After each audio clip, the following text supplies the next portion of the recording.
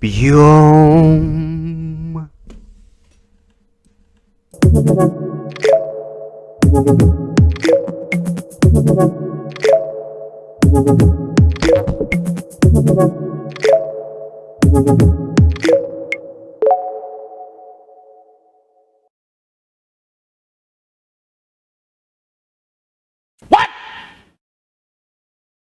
I'm recording now, you fuck.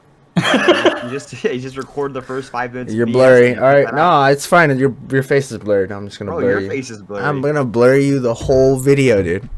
I'm editing. I'm not gonna edit this out, so you know. I have a recording. I'm the editor. What the fuck? Well, I'm gonna post this on my channel. How about that? Alright? Scrub Sundays. Posting it up. Alright then. Dude. Let's just start. Alright, hey everyone, this is episode 9 of A Side of Tilt. I'm Matt. I'm Anthony. And I'm Raymond. And we're going to talk about, you guessed it, League of Legends, off-season, rumors, lots of other video game culture stuff.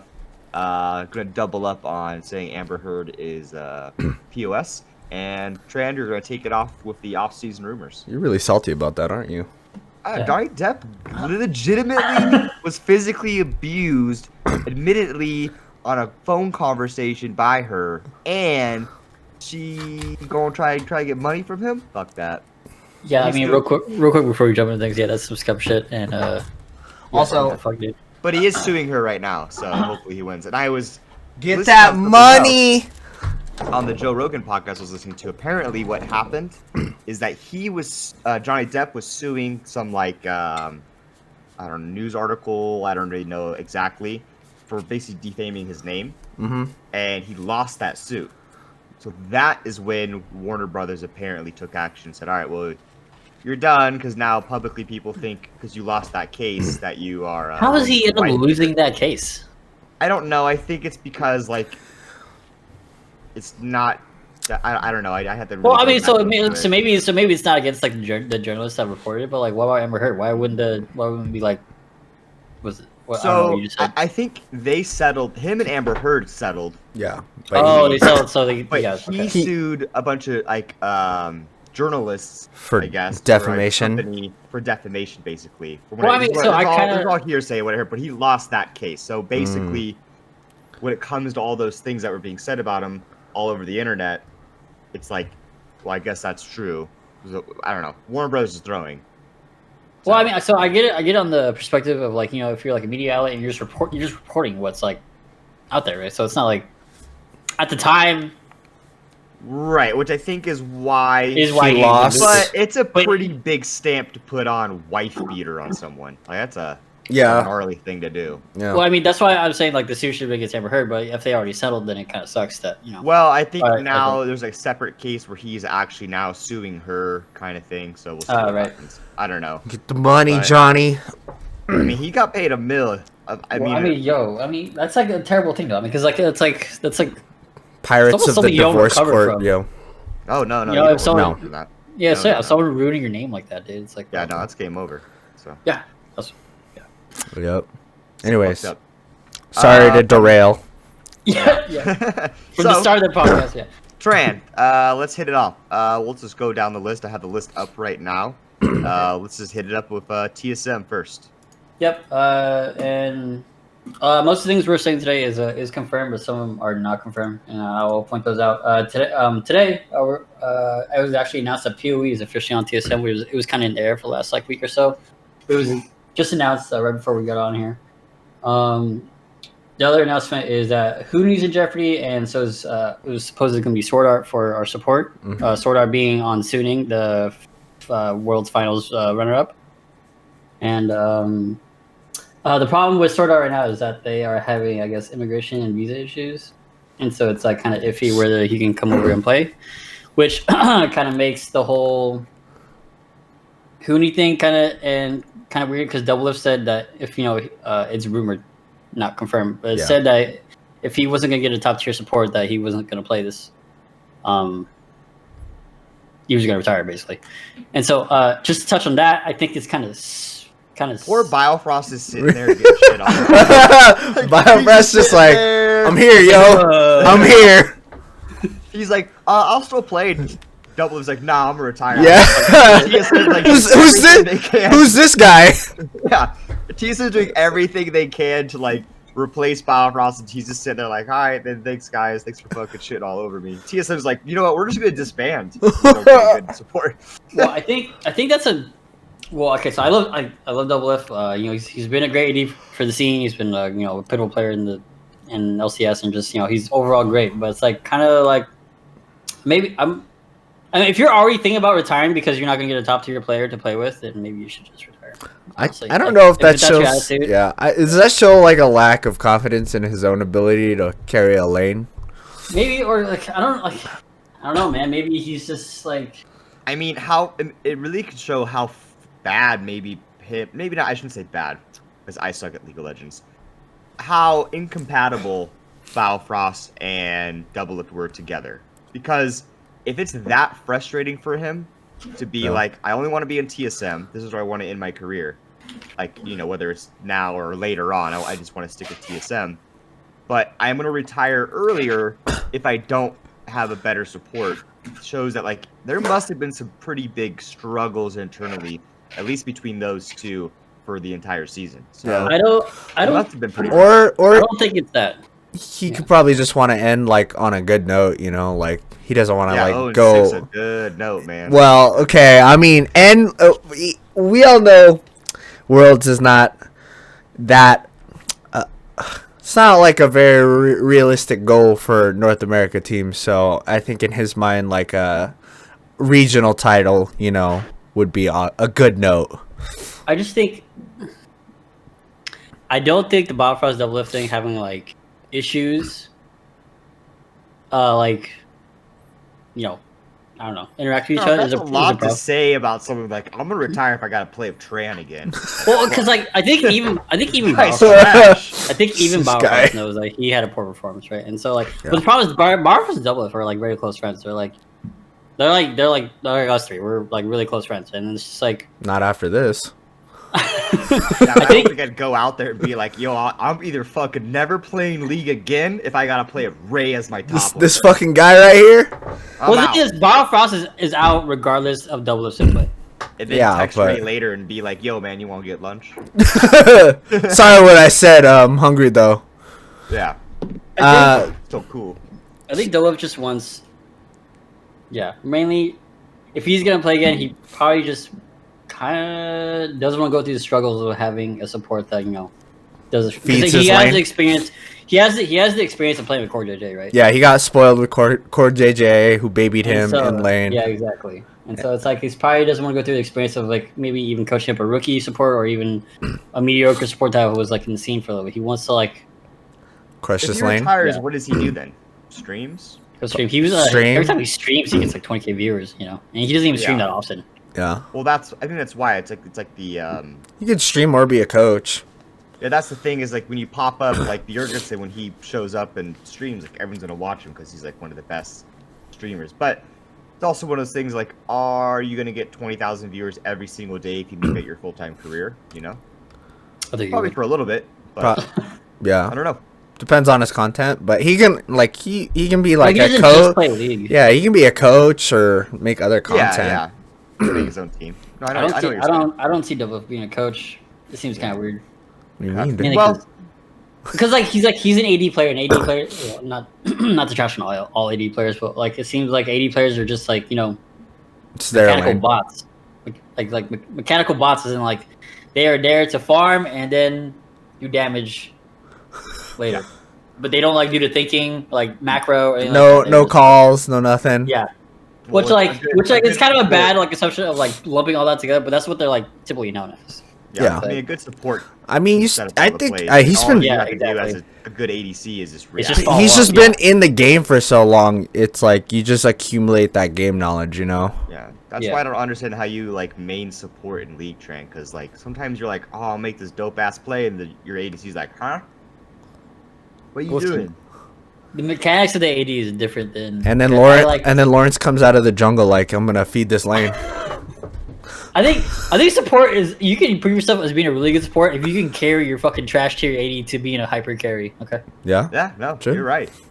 I remember what when it Lulu was really popping off. I mean, like, I would just build AP and just fucking ulti people right before they died, and then the whole fight just turned around. They're Yeah. just like, oh no. So that was fun time. So, all right, let's go to what C9. C9. Unless you have anything else about the TSM. So what's up with Huni? You said Sword Art has visa issues. Oh, okay. So the problem. Okay, so Sword Art. If Sword Art doesn't come on team, it was said to that Double F wasn't gonna play, which means we have to use our AD from Academy basically because all the other ADs are basically signed or doing something else, right? So our AD in Academy is lost.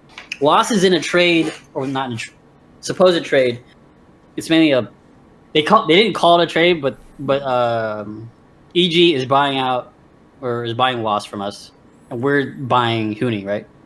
And so like if Lost doesn't go to EG, then people are saying there's a Chance problem that. with Huni coming over, right? Oh my god. Because it's like a whole swap thing. But that's just what I heard. I saw an update from one of the people in the scene that says Huni is likely to go to TSM. Speak of PoE and Double F supposedly locked in the roster, but who knows? So let's just say worst case scenario, Double F retires, they don't get Sword Art, and then now they're not going to get Huni, so they keep Lost. Who would they get as top then? It's just their So, yeah. academy laner. Yeah, which is actually one of the really concerning things because it's Dokla, which hasn't had a good track record in So Academy. TSM can either be real good with this lineup, or they could be I know. trash. I was telling Ray this morning right before we started recording was like it's either TSM gets everyone they wanted and we're popping off, or TSM didn't get anyone we wanted and we shit the bed. They gotta flip the M over and be Team Solo win. Alright. Oh god, So that's interesting. Yeah. All right, C9. the big news of C9 is it's confirmed. Perks has come to C9 from G2, Ooh. sitting in mid lane, reuniting with Sven and possibly Mithy as one of the assistant coaches. Sven, Mithy, and Perks played on G2 together a few years back. If you guys didn't know, they were like part of like the super team basically then. And so that's pretty insane. Good for the NA scene, I think, because Perks has a fucking insane reputation, and I just hope that he doesn't come over here and shit the bed. I just hope he comes over here and like performs like he did. Yeah, in they Europe. perform well. C9 is gonna be real good. I think. I kind of do agree with the assumption that, like, NA, we should be looking for NA homebrew talent, and I do agree with that. But at the same time, man, it looks good if you get some badass players. Yeah. I think this is what this year is going to determine. All these crazy, like, I guess out of non-NA resident people being big players for representing NA teams. We go to Worlds, like, not like 06 Worlds, like semifinals or shit, even finals or something like that. I think that's going to determine how the roster builds for future NA teams will be. But if we just shit the bed, like don't make Worlds or 0-6 or don't even get out of like the preliminaries, I think then we might just sit down and be like, all right, maybe we just sit up and look at homebrew talent and go from there. You don't think you don't think that would make us want more imports? No, because if we get all these imports right now that we're kind of getting all these kind of things and it doesn't work out, they might, because a lot of people are pretty upset with all this, like just getting imports basically. Like you're not looking into the country. I mean, there's plenty of nerdy ass people in the States that are jamming hard on a league. So I don't know. I think it's interesting. I mean, personally, me, if I'm a coach owning a team, I'm getting imports all day, baby. The best of the best. Matt's spending that We money. The Yankees. Yeah, we the Yankees. We spending money. I ain't worried about it. But I also do understand the concern. If you are just a fan of the game, you want to see like more just talent from like maybe your state or a college or some shit like that. So it's interesting, but. Honestly, I just like seeing good gameplay. I don't really care who's on the team. Half the time, I don't even know the names. This is the most I've ever known because of this podcast about like trades and teams and rosters, all that stuff. So Same. What really sucks is so Perks coming to NA. 90% can only benefit NA, as in he brings up the talent in NA, as in like he, competing against Perks will make you better. Yeah. Yeah. What sucks is, man, I would love to see Bjergsen play against Perks this split. And That would have been fucking wild, right? And see, like, even though like Bjergsen might have had like an unfortunate performance at Worlds, but like seeing him play domestically against Perks and playing like just games and just seeing how the NA team can't compete with Perks, and Perks being such a pillar in Europe and being such a good talent there, bringing that talent over here can really like I want to say like at least you can compare kind of how NA scene is compared to the EU. Because if Perks was over here and just like steamrolls fucking everyone, then obviously we're trash. there's something. Yeah, there's something wrong there. But if he comes over here and then there's like things are competitive, like he can like he's not getting solo kills. He's like he's actually having to like compete for his like his overall like good mid laner spot in NA. I think that would have been really cool. I think this will show the coaching capabilities of Bjergsen too as well. Yeah. Because League of Legends is a team game. Now, every once in a while, even like in the competitive games, you get someone just really popping off, steamrolls the game. That's what it is. But if you're playing a best out of 5 and every single time, like say you're going against C9 and Perks just steamrolls you by himself, that's a team issue. It's not just like you yourself. Well, okay, so Perks steamrolling people isn't like if he's solo and killing 1v1ing. You can't coach that. It's like that's a No, Yeah. I understand, but I mean, like, if you're just like that's the only reason you're just losing every single game. Well, that's the reason why I mean, You can Beer- draft Beer- against Beer- you can draft against him, right? But like, Yeah. if you're drafting against Perks and he's still just destroying your mid laner with every pick he has, then you got some issues. I mean, you guys can't tell me that Bjergsen didn't like solo carry a lot of the games that TSM was involved in. Oh no, he definitely yeah. solo carried that lane. That Well, game. so- But it wasn't like a steamroll. It was like I'm like pulling shit out of the toilet that I already flushed down. He's like, we won. Like it wasn't like he just like went 10-0 and then the game was over in 15 minutes. It was That's true. It was always like a 50-minute game, and then he did some insane play multiple times throughout it. Died once, had 100 kills, and they're like, "Oh my god, we won!" And then Bjergsen's like sitting there sweating and like His back is dying. broken. Yeah. It was never. I mean, not to say that there weren't games that Bjergsen just fucking carried and that the game was quick, but most of the time, the games that I remember was Bjergsen like just fucking did some gnarly plays, and that's how they won. And it was a long fought game.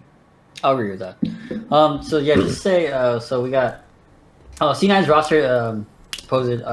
So what's confirmed is Fudge in top lane is replacing Licorice. Fudge is the academy top laner for C9, and he got promoted to the main roster. Perks is confirmed. It's not confirmed yet, but I don't know why they get rid of him. It was Blabber, Sven, and Vulcan. So you got Fudge, Blabber, Perks, Sven, and Vulcan for the team, and this team looks fucking. Stacked. So Perks is come over and shit the bed up. This team looks fucking stacked. The only person you got worried about is Fudge, and apparently, I didn't watch Fudge a lot in Academy, but apparently he smurfed on Academy and like just rolled everyone. So, All right. so that team's looking stacked, and Yeah, they are. C9 fans should be hyped about it. So, Oh yeah, you gotta be hyped for C9 fan. Team Liquid. another roster that looks really stacked, but only stacked because of all the money they spent. But it's confirmed. Basically, yeah, the whole roster's confirmed. The Yankees of the League of Legends, man. Yeah, so we're looking at Alfari, Santorin, Jensen, Tactical, and Core JJ. Alfari coming from Origin from Europe. Santorin coming from FlyQuest with the like insane, like the basically top jungler in the last split. Jensen's okay, whatever, man. I actually really like Tactical. Tactical is insane. He's a young talent, young AD, probably following in Double F's footsteps. Probably might be better than Double F, I'm not gonna lie. And Core JJ is just insane. There's Yep. yeah, I mean, what else to say? The So- roster is stacked. Little sprinkle of shit. Yeah. That roster looks expensive though. It does. I mean, so like, I think each person has to be making over $1 million in their yearly contract, right? Easy. So I mean, so yeah, so you got a at least minimum $5 million a year Yeah. LCS roster team. Almost the same as Perks buyout. Exactly. Oh yeah. So that's not including like the coaches or like what you provide the players and shit. It's pretty nuts. Also, yeah. It's So gnarly. To go back on the perks buyout thing, C9 also has been selling a bunch of their players, like from they have like insane talent. They sell like the whole academy rosters basically every year, and they probably just been collecting money this entire time for the perks buyout. But anyway, yeah, so TL, yeah, TL looking like a top contender. I don't know what else to say about that. Yeah. All right. So we looking at 100 Thieves. 100 Thieves, or what are the basically the Golden Guardians with Someday? Yeah, I think this is kind of bonkers. I think because like if you look at last play, I mean, Golden Guardians was literally one game away from taking TSM spots, and maybe Golden Guardians could have went all the way to the finals and like to Worlds and all that stuff. Because like was it Golden Guardians and TSM? TSM lost the first match to Golden Guardians, and they dropped into the loser bracket. Golden Guardians eventually lose to someone else. I can't remember who it was. They dropped the loser bracket, and that went up to a 5-game series, 3-2 in favor of TSM. And honestly, with aside of one mistake from FBI in the last game, it could have went either way. Honestly, so it was like, I think the roster is insane. A lot of people praise FBI for how good of a laner he is. Double F even says that he's like one of the best ADs in the region right now. Huhi is surprisingly better support than I expected it to be. He kind of fell off the scene for a while, coming from mid lane. And then some days insane. Closer has been an all-star jungler.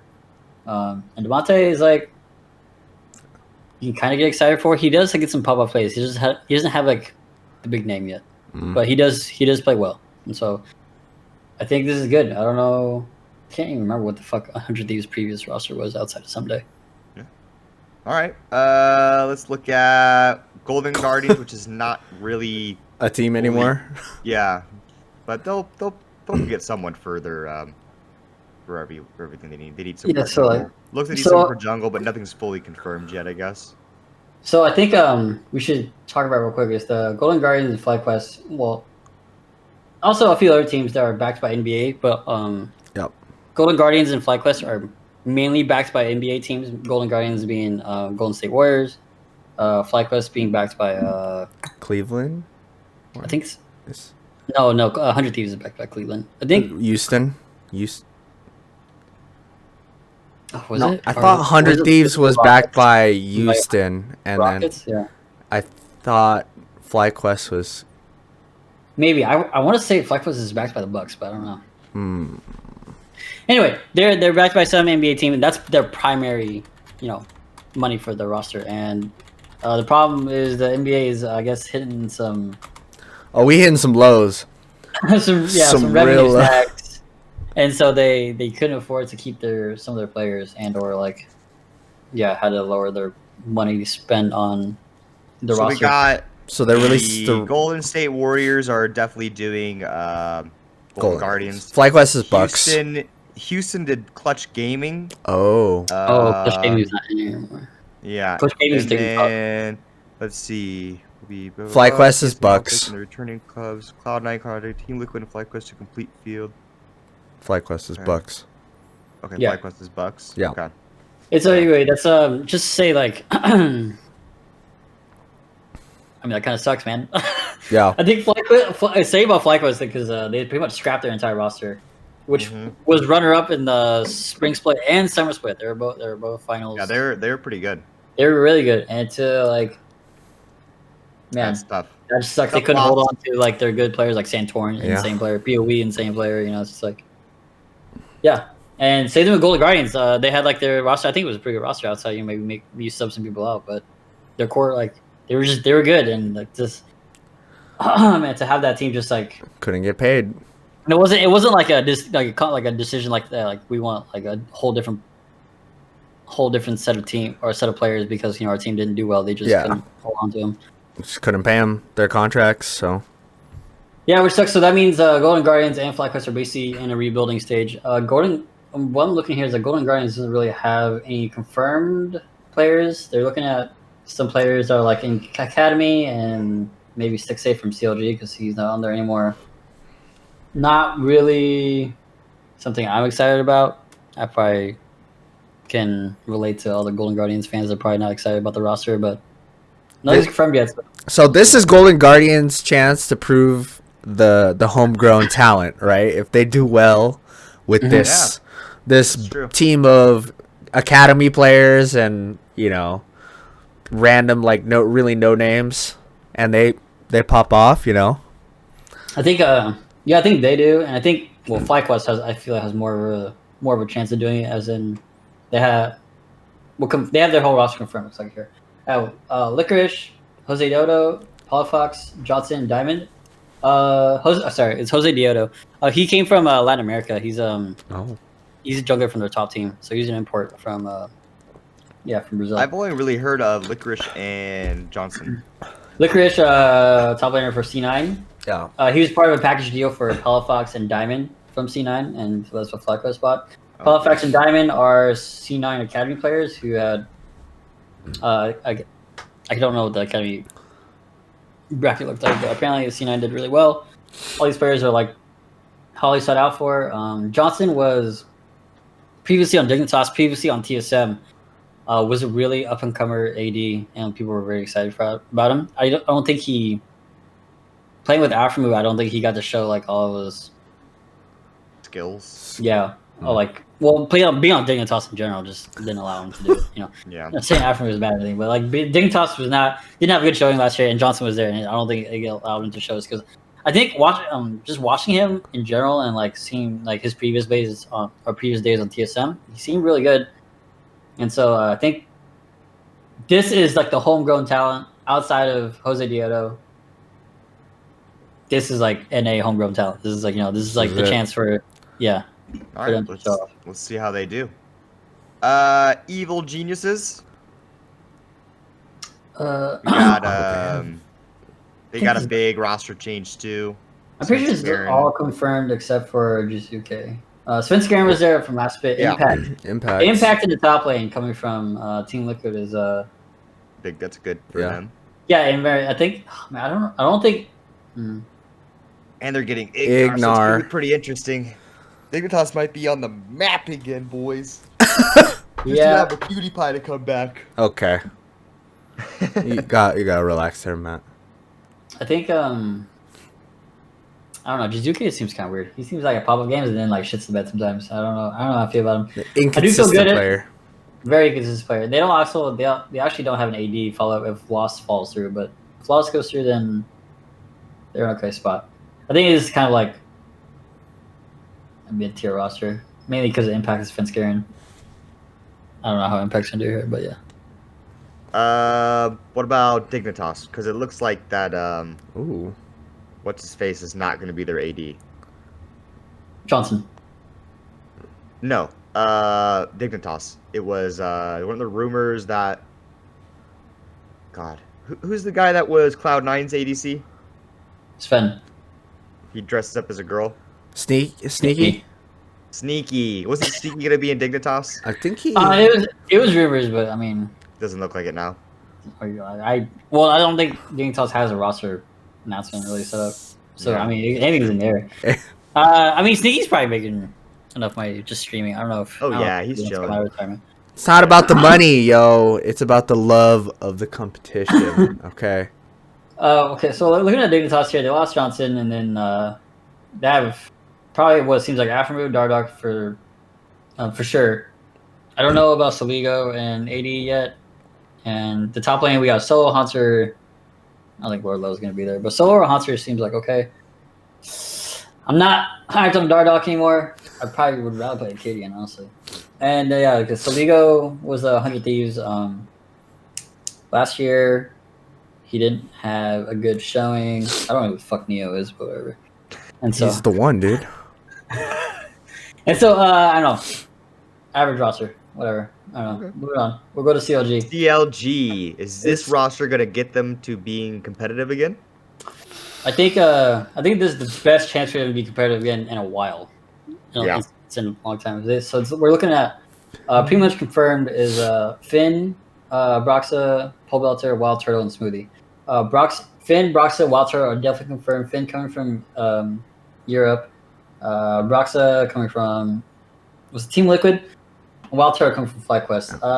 Polbelter, I think Polbelter is really good still. Smoothie, it's kind of iffy to me. Wild Turtle, I think is a good idea. Broxa, I'm not really impressed by Broxa. I'm not gonna lie. I don't know, man. Really? Watching coming from Fnatic, from finals with Fnatic, and like him like bouncing around and watching him play in NA, it was like I expected him to be better. I'm not gonna lie, but Finn, I think Finn did okay in Europe.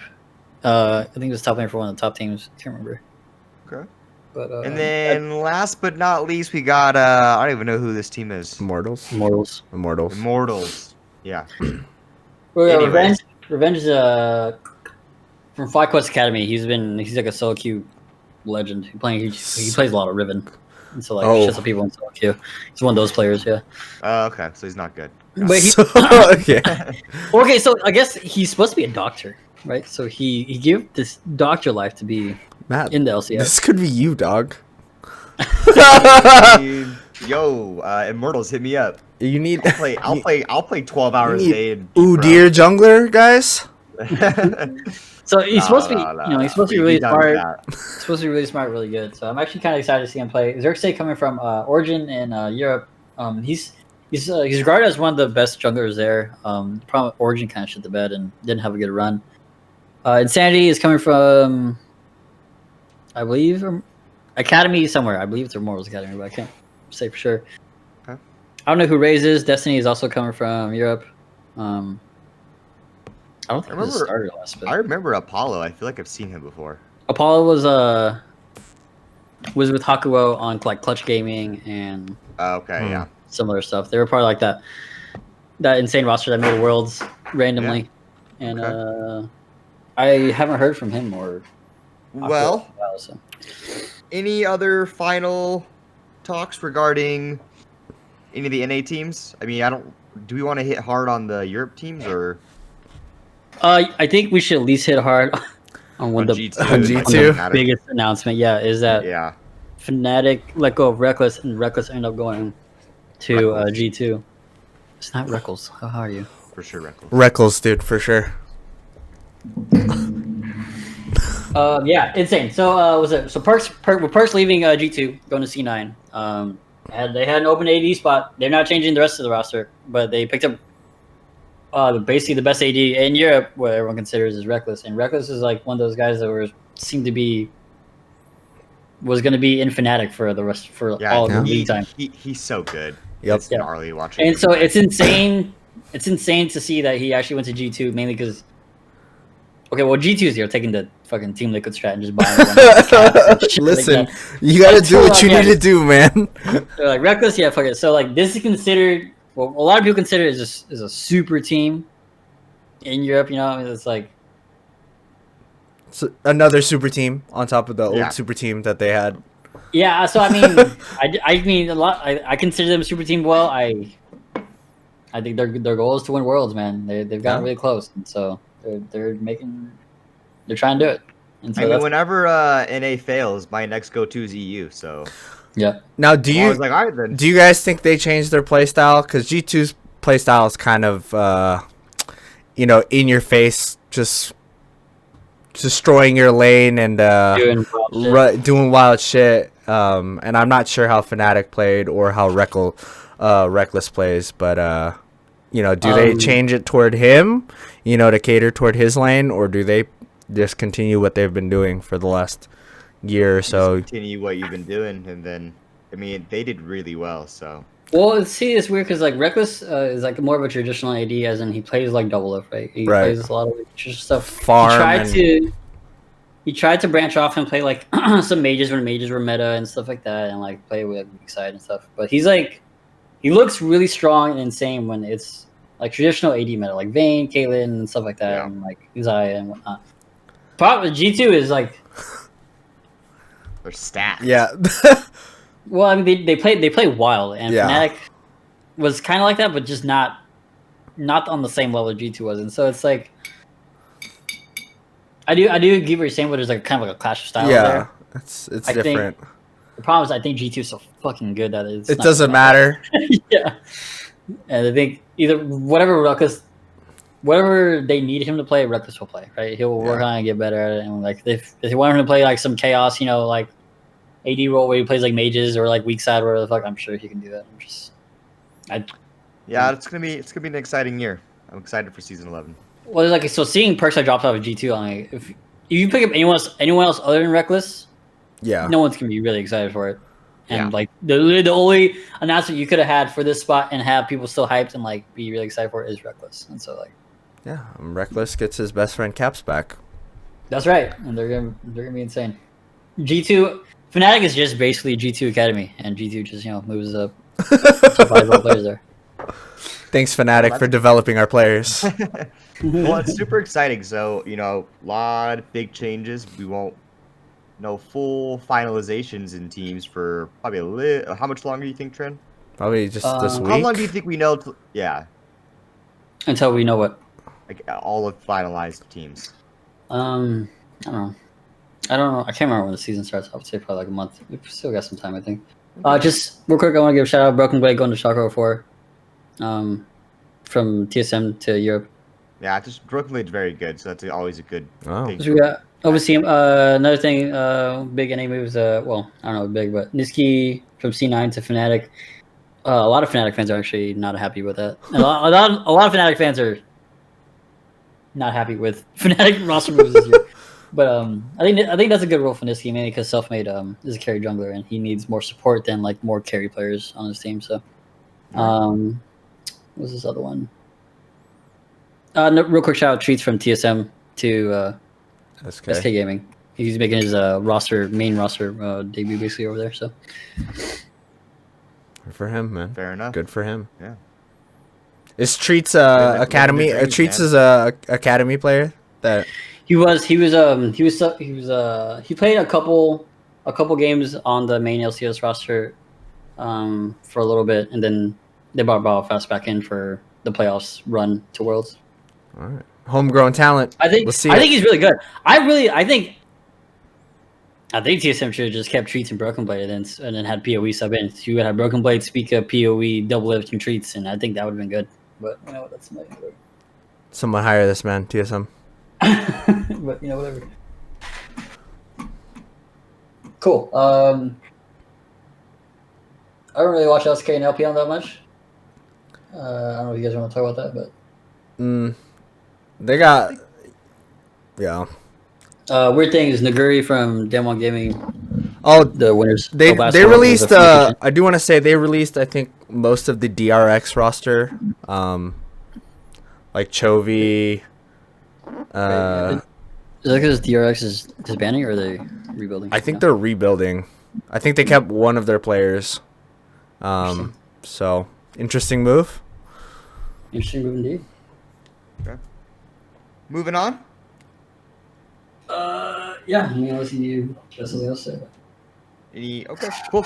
Well, that's what we got for off-season rules. Definitely probably have more next week because things are getting kind of wild, but pretty good. Another little thing we want to talk about, I guess, is the new Pokemon movie coming out. Hey. Secrets of the Jungle. Little quick thing. It's an upcoming film. They're going back to the traditional 2D art rather than the CGI animation that was used in Mewtwo Strikes Back Evolution. And it's going to feature the new Generation 8. Oh my Right, god. guys. Generation 8, eh? You old fuck. Ooh. Mythical Pokemon Zarude or Zarudi, I'm not too sure. You see him in the he's in the new game as well. I think they were kind of releasing him, and also you'll see him in the trailer for the game. It's almost like a Tarzan meets Pokemon kind of rendition, and also they're gonna have a shiny Celebi in it too. So What the fuck does that mean, Tarzan Pokemon rendition? It's in the there's jungle, okay? Yeah, it's in the jungle. There's a kid who's raised by Pokemon. Tarzan was Oh raised by. Okay. my. What kind of Pokemon though? Zarude kind of looks like Probably grass type or something? Okay. I don't know. grass type ape-like Pokemon Okay. in the jungle. So they just stole the story plot of. They basically took Tarzan, made a Pokemon, and that's what's going on. It's what it looks like, but I like Pokemon, so I'm down. They could probably take that strat with a lot of things and probably have success with it. I'm not Oh yeah, for sure. Yeah, I like it. So, but that's a cool little thing that's coming out. So if you like Pokemon and want to see a cool little hour-and-a-half Pokemon, So you said it was bringing the 8th generation Pokemon. Does that mean only 8th generation Pokemon or like other generations? No, it's just introducing the new 8th generation Okay. Pokemon. Okay. Which is Because Zarude. that's so. Think about it, like, man. An all-inclusive Pokemon movie would be fucking insane. That would Like, be too much, there'd man. be so That's much like happening. Oh my god. thousands and thousands of Pokemon. Well, because like, well, I guess all these Pokemon's or Pokemon games take place on different islands, right? So Yeah, different islands, regions. continents. Yeah, like, yeah, whatever. I wonder if the newest one's based on like England, I think. when are they gonna stop and just bring us an all-inclusive Pokemon game where you travel through all the One lands? huge game that takes you fucking 2 years Yeah. to finish because you gotta beat all 800 Yeah, I'm fucking- gym leaders. I think I mean, we've just talked a lot about this, but I think they're going to. You know, this if it ain't broke, don't fix it. You know, Yeah, new region, new Pokemon. Here you go. Get 8 badges. Do your thing. It always does surprise me that they never went back to what they did with Gold and Silver, which was to go back to like the. previous region. before. Yeah, I mean, it just seems kind of crazy to me because it was so successful and so much fun. But I mean, it is what it is.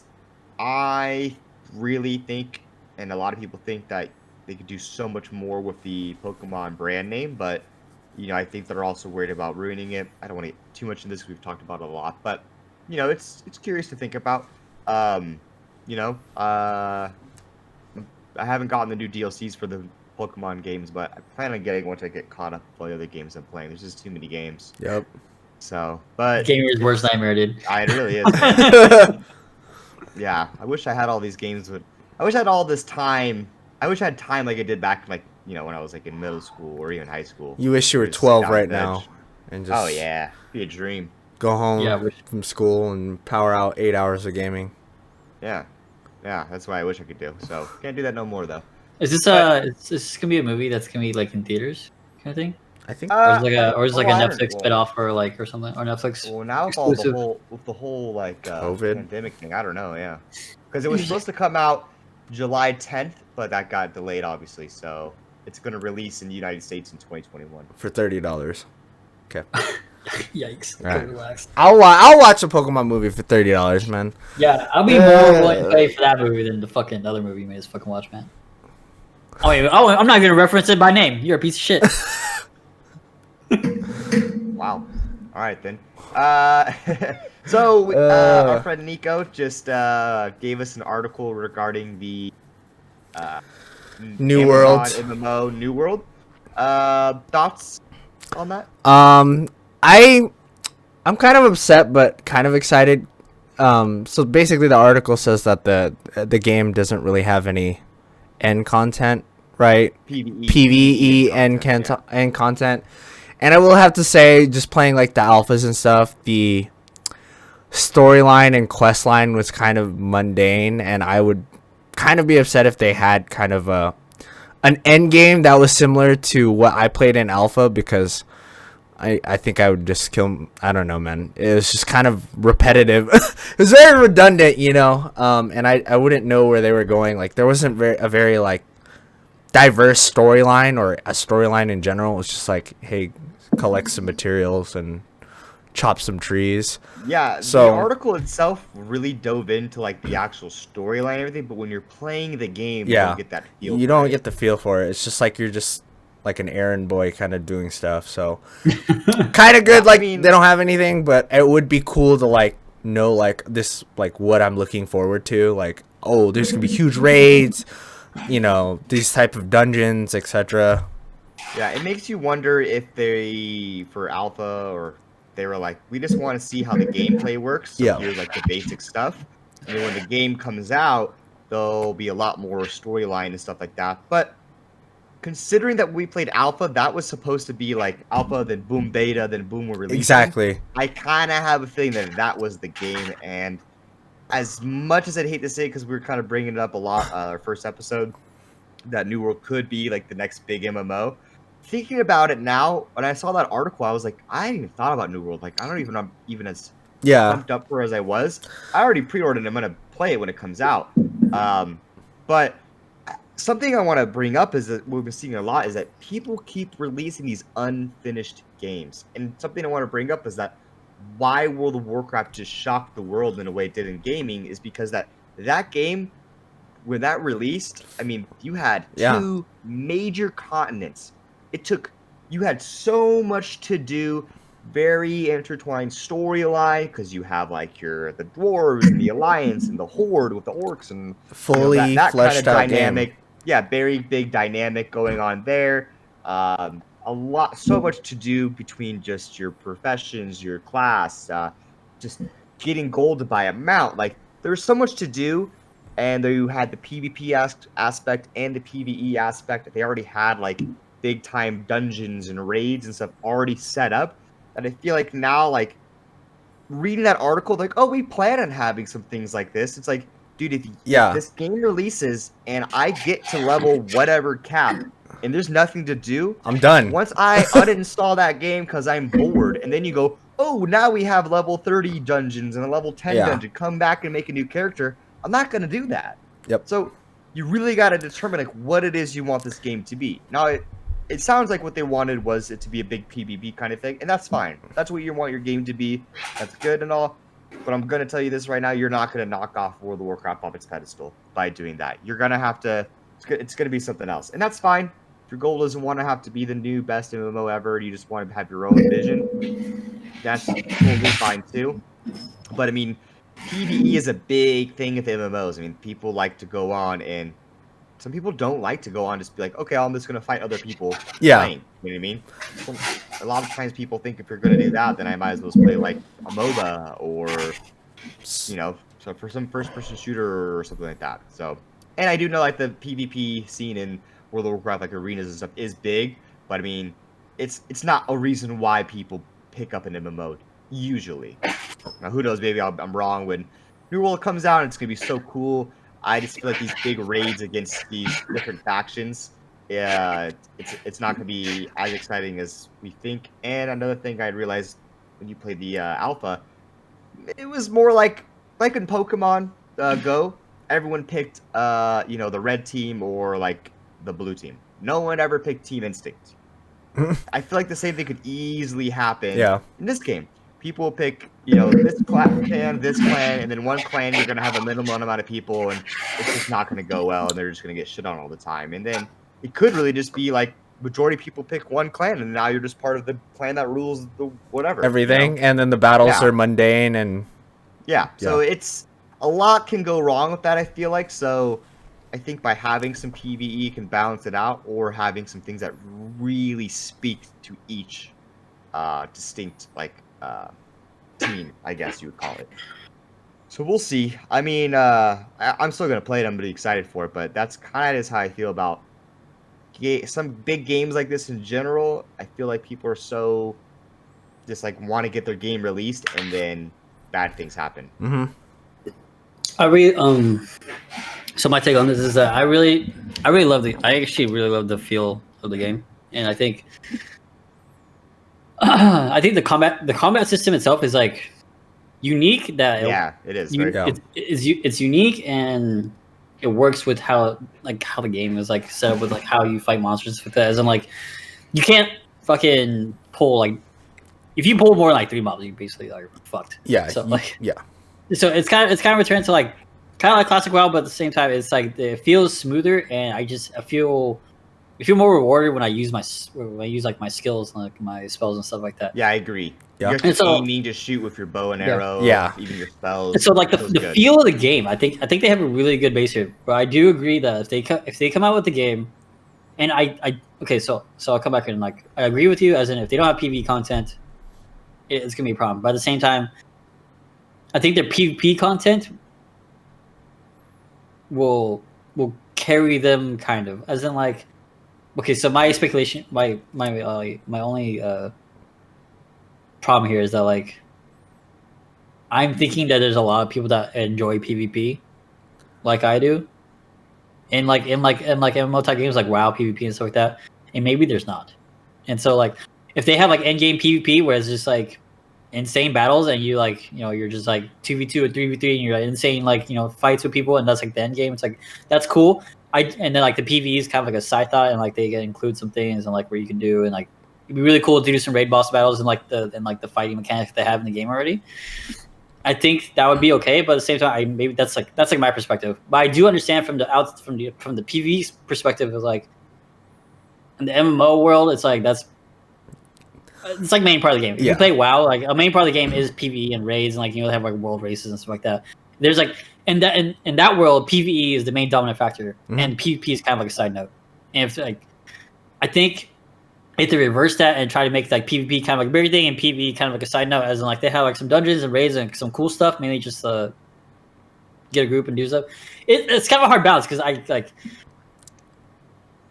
want to say you can do that, but I'm kind of feeling like you can't because like there's just not enough players that are committed to PvP. Like Yeah. I see Like what there you're is saying. PvP. Yeah, I see what you're saying. My only issue is I think you could definitely make a PvP based MMO game. Yeah. But I think if your only PvP is just big open world battle, it's not going to be that much. I mean, World of Warcraft had that day one. I mean, you go to fucking the Crossroads, type in /PvP, and you had open world PvP brawls Yeah. right there.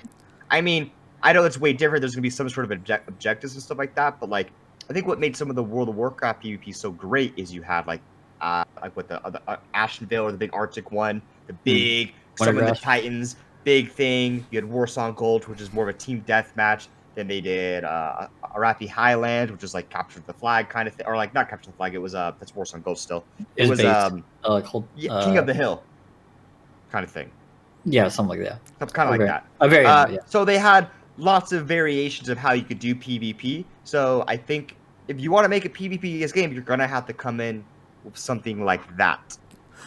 More than just you go out and take over this territory, fight over this. I know there's like bases and stuff like that, big combats, because I know there's forts and things like that too.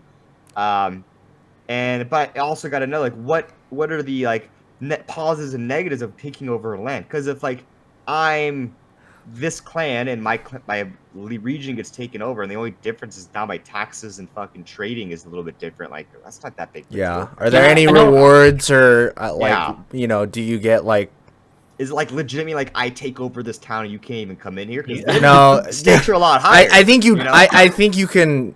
I'm not sure how it works, but No, so I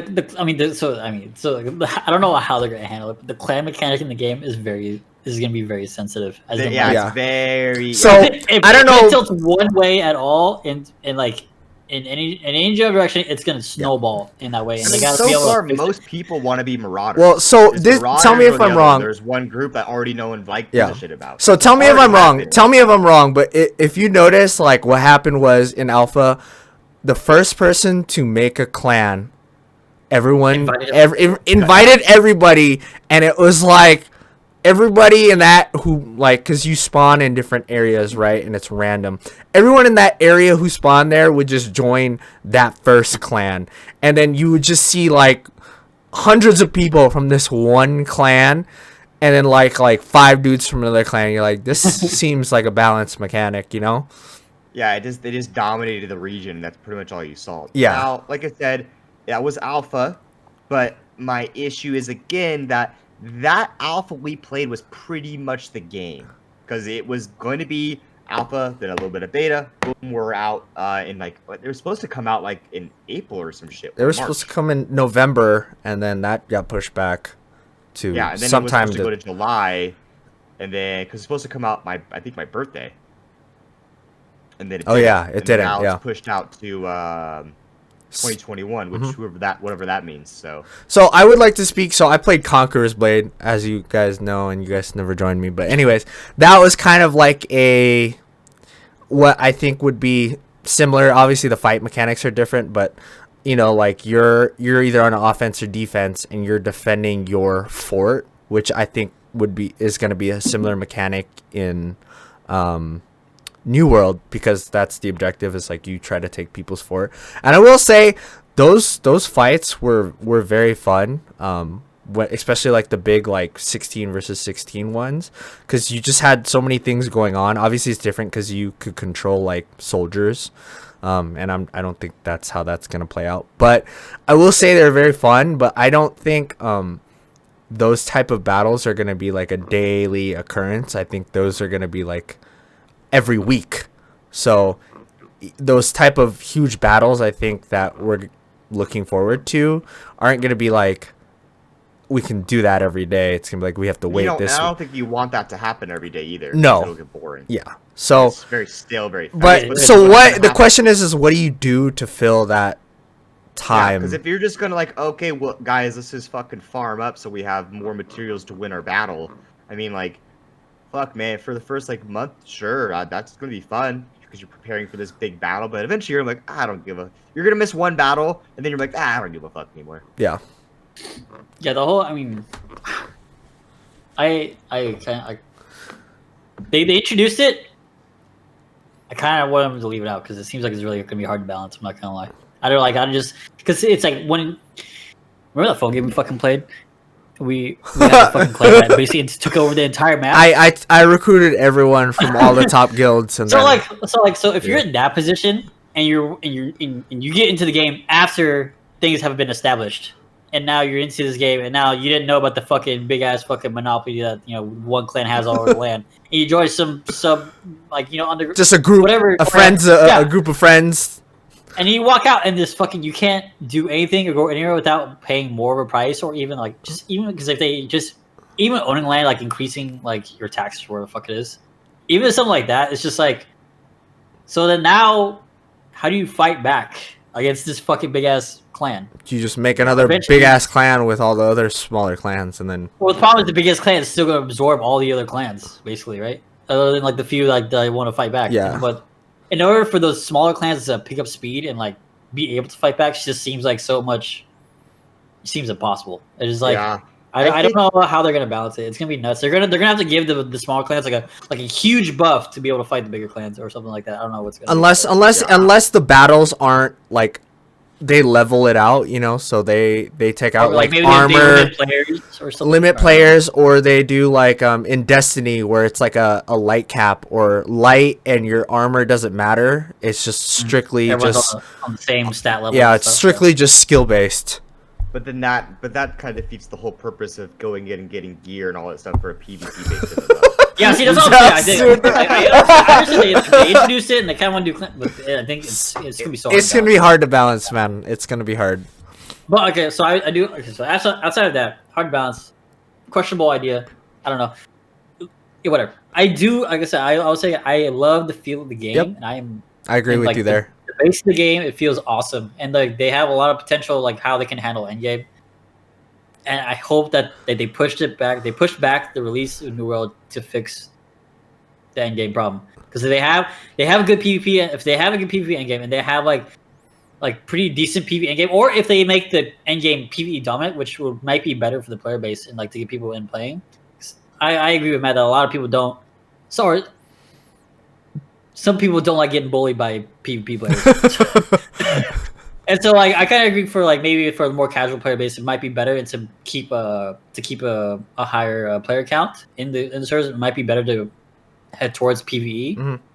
And so if they do that correctly, because so you took the end game that we played, or you took the game content or the gameplay that we had in alpha and beta, and you imagine like sticking that into like a raid boss, like PVE would actually kind of be pretty hard because you have to everything's skill shot based. Yep. And you have to move out of place, and your casting like locks you in, and there's a lot of timing, a lot of stuff like that. Mm-hmm. Imagine trying to so WoW is like really kind of easier because you have a target, you can do whatever you want, but you still have a target, and you don't really have to hit skill shots. You just like cast wherever you want, and, like do whatever. So it's easier that way. But this game, you actually have to be like PVE in this game. Shoot, seems like it'd be a lot more difficult, but also like it would feel a lot more rewarding. Mm-hmm. Yeah, and that's why I would be like really excited.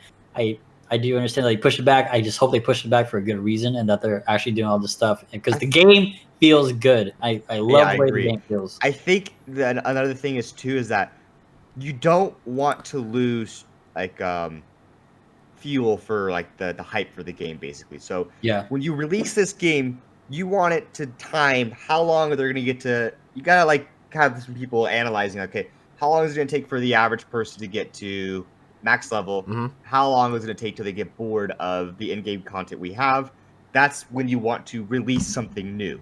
So you want to make sure that you keep it going because when a new game comes out and you lose that hype, I mean, it's pretty much done. The problem is you have to keep it going. You have to over prepare when you release a game because like you're gonna have super hardcore players that just go in on the first 4 days and hit level cap. And you can't you can't. That's why I said the average player because you can't. I mean, there's gonna be a guy who like I got to the max level in 2 days. I haven't slept. I quit my job.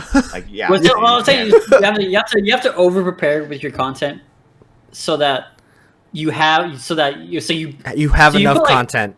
yeah you put like 3 patches worth of content into the beginning of the game so that you put it in there, and then someone that if people are like accelerating faster through it, you still have time to prepare the other content. Right. You almost Yeah. want too much content when you Exactly. Too You want- much you is want- better, you want- dude. Oh yeah, you Yeah. want too much content at the beginning. That way people will have time to get through it. Like And then you just have time Destiny to- did not pack enough content, right? We finished that game in like 2 to 3 weeks, and then we just stopped playing. Well, almost every WoW expansion since Wrath of Lich King has not enough content. I mean, that's the issue. Is people get on, they level up those 10 levels, they do some end game, like okay, I'm done.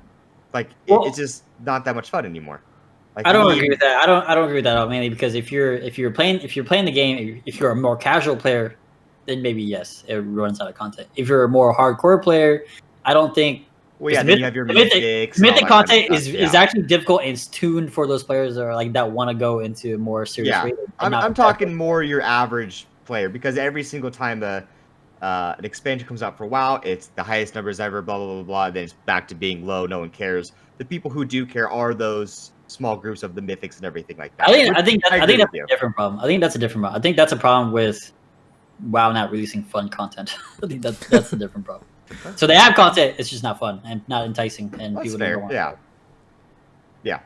Okay. I get that. All right. But Well, like I said, the game. I really love the feel of the game. I hope it is good because I'm excited. I'm actually really excited to play it, and yeah, it'll be fun. Yeah. Hopefully, it doesn't come out like December 2021. yeah. I mean, who knows? Yeah, we'll see. What else we got next? Metroid Prime. New Metroid Prime game was like leaked apparently. That's something that's pretty big news.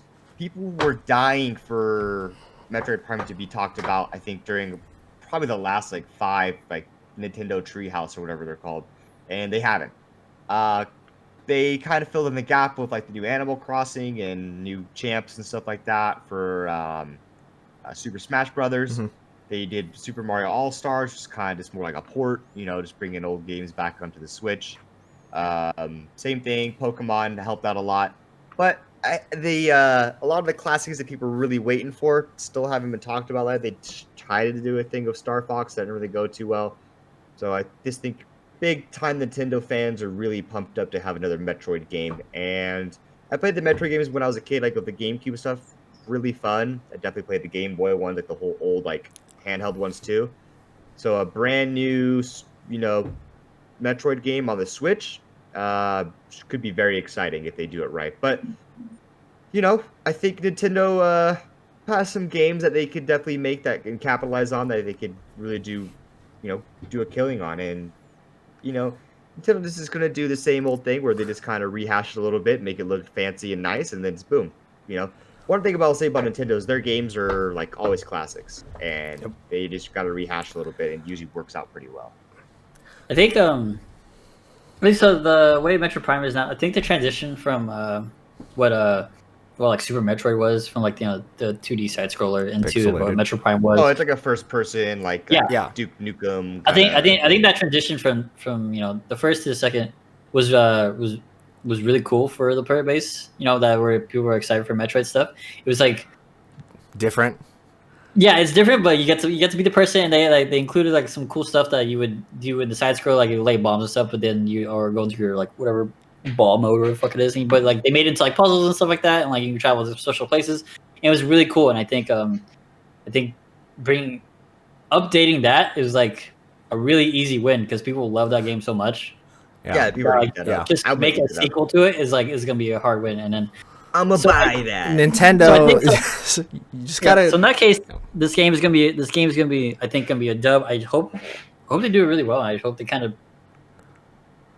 I hope it's not the same game though. I hope they try It's to gonna be the improve same it because game. it's been so. I think it's been a while since the last Oh. Metroid Prime game, right? So I think Yeah. GameCube, man. That was, Yeah, That so I was think- super long. I think if they like try to do some more, I don't know, I don't say complicated stuff, more puzzly stuff, or like more just outside the box kind of things with what they originally had, it would at least make up for all the shitty ports that they had, or some of them at least. I don't know. Yeah, I mean, there's an article that is released too. It was like, oh, big game just got like leaked on Amazon for Switch. I was like, oh shit, what is this? And it was like Near Automata Revisited or something like that, like a game that's been out for like 5 years or Yeah. whatever. And I'm like, that's not a big game. I don't care about these games that have been out that the Switch is like, we got it. Look, guys, we got Oblivion. It's like, dude, like, crap. It would at Make your least own damn game. at least make it look like they're trying. Yeah, right? doing something That's the else. thing is, there's so many like these little like, and I think it's cool getting like the arcade games and all that kind of stuff. But, like to do like a Nintendo Treehouse and announce we got this big game, get ready, bam, Overwatch. over. Like, like what the fuck? playing this. Like, I just think they're doing it all that kind of stuff's all wrong. Like I think it'd be more like at the end, like credits, like, oh, by the way, we got these ports. Like, but this just so you know, if you want to play these games on the Switch, you can get that. Yeah. But they got to start like really hammering down some real games for the Nintendo. Like, you know, it doesn't have to be like big games, but like Different something that games. you made. Yeah. Yeah, not like, oh, guys, guess what? We fucking got, like you said, Overwatch, or we got this going on. Like, no, dude, put the fucking juice on it, you know? It feels like Swag on Here's it. my Taxi Driver 4. All right. Yeah, whatever it is, man. Just something. I know we talked about like Nintendo like being like really safe and or like just like doing like the bare minimum for like their player base, like like porting old games or not even like maybe not even the bare minimum, just like this honestly. But it's like I know we talked about before, but it just seems like they're like either really scared or they don't have a game plan, or they're just like they're fumbling through things and they're like, here, So do this. I think Maybe this will work. here- Maybe that will work. here's my opinion on like Nintendo. I think a lot of their player bases is like not like it's like kids, right? And I think Yeah, maybe it's I different think demographic. their like goal is to like put out games that would do the bare minimum for like the older player base and rely on like these more kid based games to generate Well, their I think what revenue. they're doing, yeah, I agree. I think what they're doing is to kind of complement what you were saying is that they always target the children audience. Yeah. And that's fine. Yeah.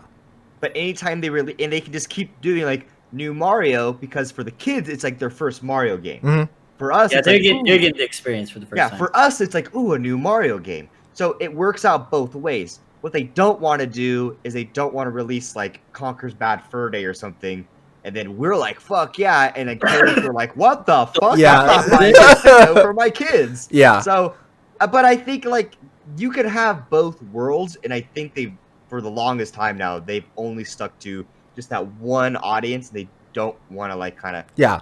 reach out further, which I think is a mistake personally, but they're also a multi-million, billion, whatever dollar corporation, so what the hell do I know?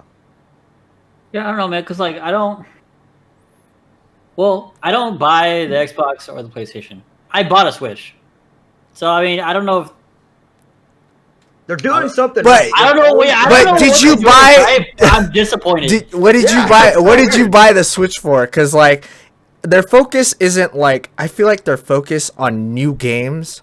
The new games They're- are toward like younger generations. It's their exclusives, I think. Yes. If Yeah, well, wanna they play have a Mario, handle on the you're old.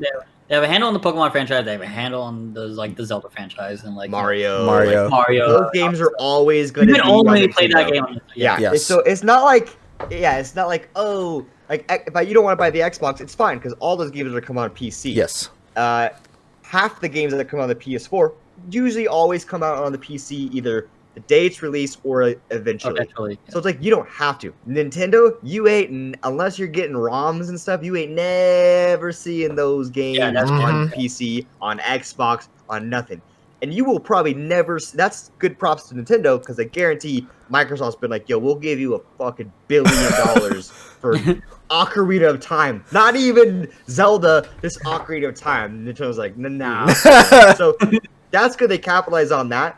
And I will say that their classic games will always remain timeless. Anytime a Zelda game comes out, that's like when not only do everyone rushes to buy that, but then they sell more Switches or whatever system they have because people are like, okay, now I'm gonna buy a Switch so it always works itself out. I just wish they were a little bit more ballsy. With I some think of the things they do. I think to our demographic, it seems like it's probably disappointing to another demographic. It's probably like they're having a good time. Yeah. So Yeah, I mean, I follow. His name's InGame the Cube. He's a big Nintendo guy on YouTube, and he always talks about like the Nintendo Treehouse and stuff like that. And he has the same kind of things on how we're talking about. Is like when they come out with Animal Crossing, it's like fuck yeah. When they come out with Zelda, Pokemon, all that kind of stuff, it's all pumped up. But then when they do their other little Nintendo Treehouse things, they're like, we got in Overwatch. between time, yeah. So It's like- disappointing in the in between. You're like, So bro. it's just like, you know, they haven't come out with something like really new and fleshed out in quite a while. Everything's usually just like a sequel to whatever they have. So, Yeah. you know, I know, and they have a couple things here and there, but I feel like they could do so much more. And even if they wanted to just keep the same freaking like games, they could like do a different style of like Star Fox or Pokemon or Metroid or whatever. So, They- but Yeah. yeah. They tried. So, I mean, they could make a new Wario game. You know what I mean? Like they could make a. I don't know. There's this thing. They have lots of options, and I feel like they're just. I don't know. I just wish I could sit behind their like be at the executive table and listen to them talk. See what their game plan is. You know? Yeah. What's So. their big picture? They just have Mario, Zelda, and that's it on their whiteboard And they're like, "This is good. right here. Very good. What do we got to work off? Yeah, I like this. Oh. I think I'm gonna skip the next thing real quick. We'll go back to it since we're kind of on bigger games. But James Bond game, new one announced to be being in development by the developers of Hitman, which I Ooh. think is gonna be lit. Yeah. So with this game, you know how have you played Red Dead Redemption, Matt, or anyone? Oh yeah. Have you played Grand Theft Auto? Yes. Yep. So you know how like they're basically the same game except Red Dead Redemption has a horse and like you're in the Old West. Yeah, Yeah. it's fun. I think James Bond is gonna be a Hitman game except for James Bond. James Bond. But you know what? Hitman is. I played hours like the Yeah, original. I still Hitman. love That was Hitman. fun. They're Yeah. so fun, and I think you'll be less assassiny and more like, you know, going bang bang bang kind of stuff. There'll be some stealth. I don't think you're gonna be going in and like killing some guy, putting him in a box, disguising yourself, playing as like the Metal conductor, Gear and then Solid. being like, Okay. oh shit, the chef's here. I'm gonna kill the chef now and beat the chef. Like that's kind of how Hitman was. I felt like was just like you just kept killing people and taking their outfits and shoving them in lockers until you got to where you needed to go. And then you set up a bomb or something, which is, by the way, not hating. So much fun. I love that game. Or if you wanted to just come in with an M16 and just kill everyone, Yeah. that's a way to do it too. I think James Bond will be more like maybe a little bit more straightforward, more action packed because the older James Bond, not the older, but the last couple James Bond games have been more like this is the story, this is what you're doing. It's more story sense as in not like missions. You know what I mean? Yeah, I hope it's I kind of hope it's not like a cookie cutter like Hitman game. I hope they develop it into like a. I hope they go for the Game of the Year edition and like make it a really good story. Yeah, like, yeah, I player agree. Story game. I hope they do that. Not just like they pump out games because they can. Just Kinda like because Assassin's with the Creed, Mission Impossible title. but- Yeah, I hope they make it into like one of they go for a Game of the Year title and they go for like a really strong single player storyline game with James Bond. I think it'd be. I don't know how being a spy would be in a game though. Like, do you sneak around, or do you talk to, or do you like finesse your way into shit? I don't know. All of the The only way I above, can think about doing dude. that, the only way I can think about doing that is making like a solid story game, and you giving you options to like make decisions and like how Mhm. you. Yeah, handle- the last James Bond was pretty much like that. It was a very big story-based game. You have your mission. There's a couple ways to tackle it. The end results usually the same. It just kind of depends how you really want to do it, but that's kind of how the general feel is. Now he could change it, and it could be a really good change if it's more adds in some of the Hitman stuff. So it's a lot more open to how you get to the ending. That would be Right. very cool too. And if you want to be more Well, yeah, it'd be cool because like Yeah. if you end up like killing someone, it would affect like, and then you end Yeah. up with, Like your 5% of decisions the have mission. consequences. Yeah, and- it makes like that person was supposed to bring in this person like a cup of coffee. Now he's sus because he's not here or something like that. or, Yeah, I like, agree. That something like that would be really cool. Yeah. Yeah, I agree. So that could be very fun. So we'll see. I mean, it seems like you can't go wrong with what you got going on, but we'll see. Pumped up Yeah. about that. Speaking of that, Time Splitters 2 currently apparently remaking in development as we speak. So Did you guys play the old one? Nope. oh that yeah, one, like, way back in the day? lots of Time Splitters. Yeah. Nope. Yeah, I We did mean, a lot of multiplayer sitting in the house, split screening it. multiplayer. It was yeah, the game was really fun. That's like one of the games that I remember from like being a young age, and like that title means something to me. You know, Yeah. And, like I'm excited to see a remake. I hope it's not just gonna be like a shitty like whatever remake. And I hope they kind of put some time into it, but I'm excited for the title in general. I'm kind of Yeah, that's the thing. I hope they have multiplayer again. yeah. How they had, and I hope with James Bond they do the same thing. Like GoldenEye multiplayer, man, was fun. Yeah. That was fun shit, dude. You know, that's easy to bring back, and I hope they say they have time splitters. I mean, such a fun game when you were just sitting at home, you know, cross-legged on the floor, split screening it. You know, that was good times. Yeah, So that was a I'm classic pumped for title. that. Yeah, I'm glad they're gonna try to remake it. I hope I hope it's good. You know. Yeah, me too.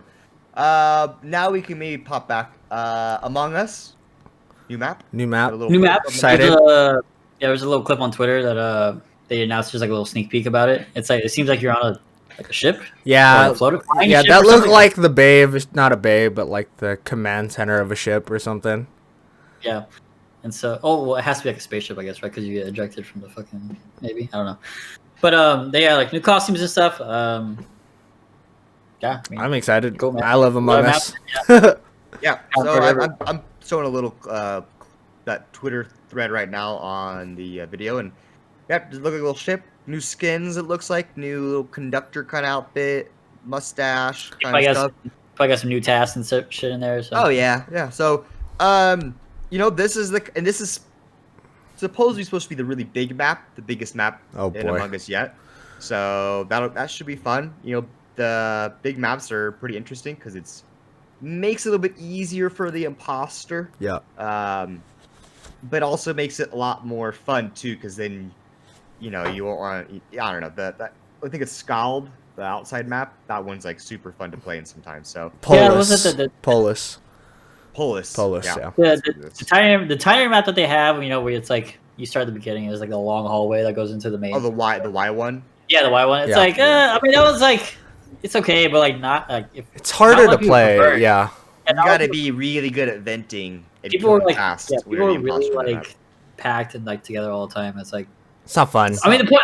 I mean, that's a way to play as a crewmate, but at the same time, it's like I don't do that. makes I just run makes it really around. difficult. Yeah. Yeah, makes it really difficult as an imposter. It's like I don't know if that's like what you're intended. Maybe you're trying to make it more difficult for the imposter or whatever, but it just seems less fun. Even as a crewmate, it's like, man, this is kind of boring. There's like no chance of me dying here. You know, it's like Yeah. Yeah, I agree. So, but no, it looks like it could be a cool map. So I'm glad that they are making new content, new maps, new skins, and everything for this game. And yeah, I mean it'd be really cool. And as long as they keep up doing new maps and stuff, you keep the big streamers interested as well, which keeps your game highlighted. So Yep. all they have to do is just keep making the big streamers happy, adding more content and stuff, and they should be at least around for longer than actually I originally thought. I thought Among Us would be dead by now, honestly. No. I think this type of game is just very unique, and there's nothing like Yeah. there's not Nothing much. like it. It's Well, there are, but like it's not like it's mainly just you sitting there and making decisions, right? And, Yeah. like the touchscreen game happens is and then, dependent on you. Like you can play it in so many different ways, and like so many different things could happen, even though it's like the same map over and over again.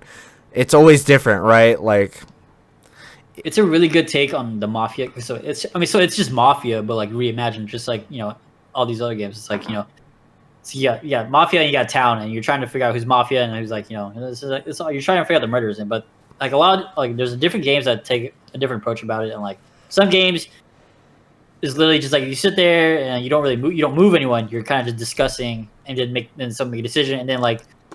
And then a black screen happens and someone kills someone, but like you don't actually go and kill them. You just choose the person you kill, right? Yeah. So like you don't move around. This like being interactive, having a person to move around and stuff, and being like that person and like do whatever. Like you get to make a decision of where you go and like what you do and stuff. It's a lot. It's a different take on it, and I think it's the best take on it. I think it's like just more fun in general. yeah. Yeah, super smart. So Yeah. I'm glad for them. I'm happy for them. So, Cyberpunk. What do you guys want to talk about that? So you say it's overhyped. I'm still hyped about it. I'm actually really excited for it. What? I'm not gonna lie. Watching that that gameplay, I didn't really like know like what exactly Cyberpunk was gonna be about, but watching the gameplay got me a little more excited about it. Yeah, I am now Slightly hyped. No, not overhyped. You know. No, but yeah. slightly hyped. Slightly I'm not hyped, gonna yes. buy it yet. I'm gonna wait till the game actually comes out and other people play it and tell me how it is. Then I will get it. I'll be one of those people. Don't worry about Yeah, it. you will. I'll buy it. Max, I'll Max buy it already has on game day. downloaded. Okay. Well, he didn't Max buy already has it. it. He didn't buy it himself. Okay. I know, but he still has it, so he could tell me. But Max is a bad person to ask because he like plays games for like 5 minutes, says it's fun, and then never plays it again. So That is true, Max. You're a piece of shit. Yeah. wow, whoa, I agree. All right, next thing up, Star Wars, my favorite subject. So it was released that George Lucas announced that in his trilogy, 7, 8, 9, Darth Maul and someone known as Darth Talon, I believe, would have been the main antagonist for his movie, with Darth Maul being like the criminal underworld, head honcho. Darth Talon more taking the that Darth Vader approach, being like the main figurehead of evil, and you have another guy who's kind of there too. Reading the article, it made me be like, shit, man. Maybe it would have been better if George Lucas did that, when we had at least this idea and Disney didn't muck it up. But at the same time, I'm probably only saying that because the trilogy was slightly disappointing. And who knows, maybe if it wasn't as disappointing, it would have been great. So, but it sounds like it'd be a lot of fun, and it sounds like a good idea, and it makes me wonder, like, did George Lucas ever tell these guys, the directors and people, hey, this is what I was I was like, why does George Lucas say this now? Yeah. Yeah, that's the thing. That's. Does he have curious thought, regrets? too. Well, that's his baby, and I think one reason why he gave it up, I think, is because, man, I just didn't think he liked people shitting all over his prequels so much, which are now that the more they age, the more people like them, Yeah. So it's just one of those things. I think he had ideas. I think he just let people kind of get to him, which, I mean, when you think of things like this, I mean, I get it. That has to be tough. But Well, I mean, the community's so big, man. You get so many Yeah. different inputs from so many and different. it's toxic as fuck. The problem is it's toxic as fuck. That's the issue. It's like almost like League of Legends community. Well, Fucking real bad, man. that's another tier. You got a little wall. Yeah, but it makes me wonder. Like when they were all sitting down discussing, like I wonder if Disney was like, "That's nice, George. Go make your private movies by yourself."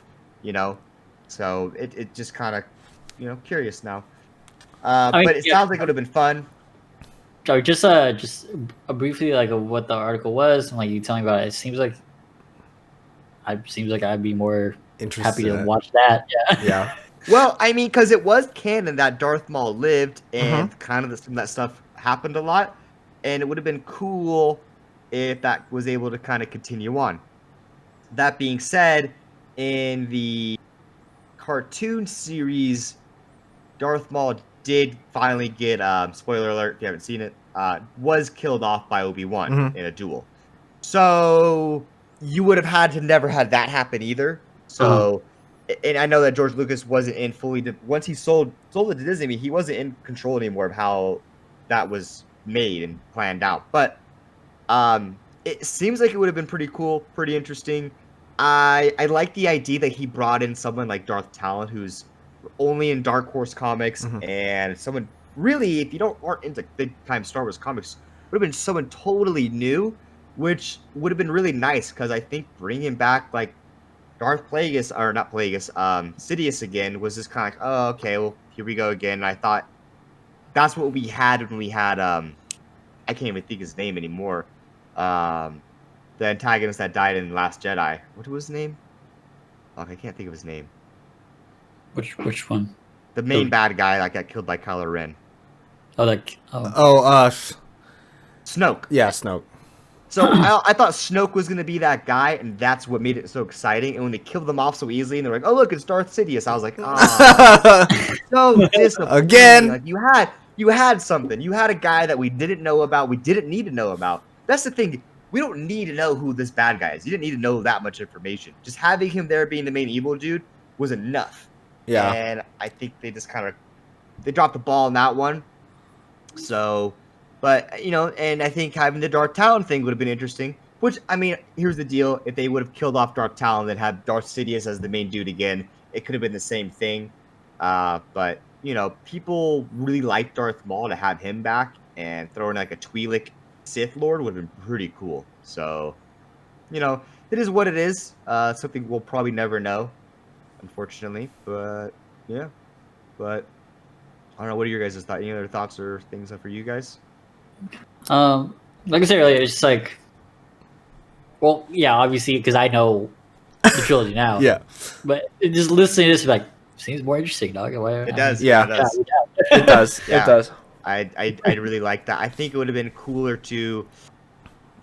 I really do think that all they did was like, I mean, it just seems silly that like, a lot of it didn't make sense to me, and I do kind of want to hit on this because I've always kind of avoided it.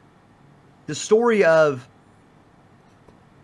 end of the Return of the Jedi is the Republic wins, Empire is defeated, second Death Star destroyed, Darth Sidious dead, Darth Vader's dead, main dudes are dead. Yep.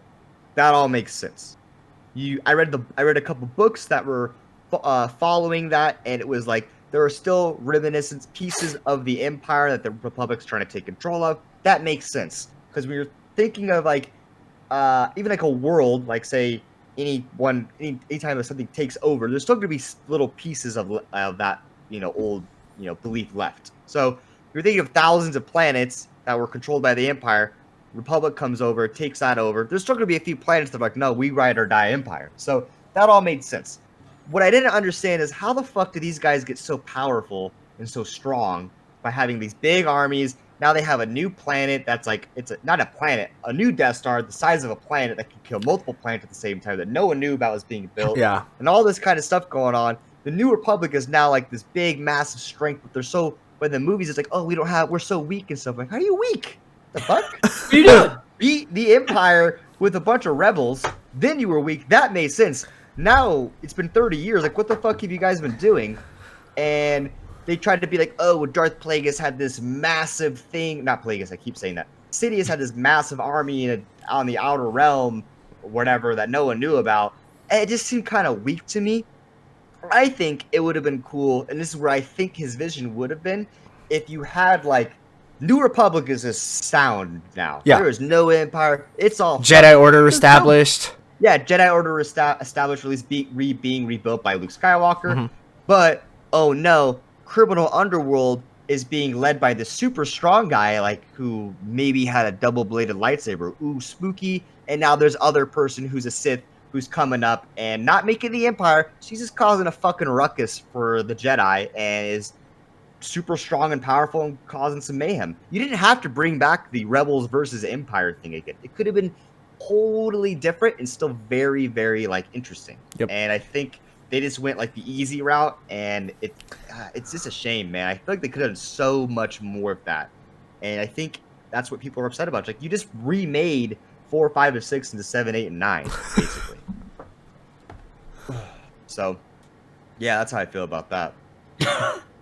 But I will say that Mandalorian. When you guys have you guys all seen the first? I know the 4th episode came out yesterday. Yeah, I haven't watched that yet. I'm caught up.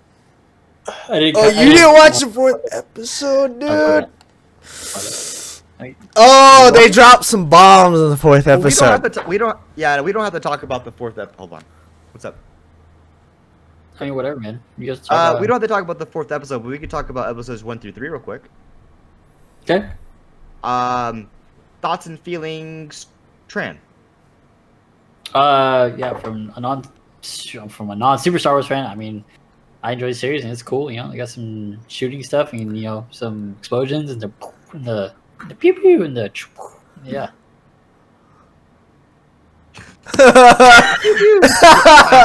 I will say That's all. that. I'm sorry. That's all Star Wars is to me. Is the pew pew. That's fine. What about you, Ray? So I'm not a super fan like Matt, but I think I know a little more about Star Wars than Tran, but I like it. Man, I wish I could talk about the 4th episode because they dropped. I'm not too. I'm not. They dropped some bombs. I'm not worried.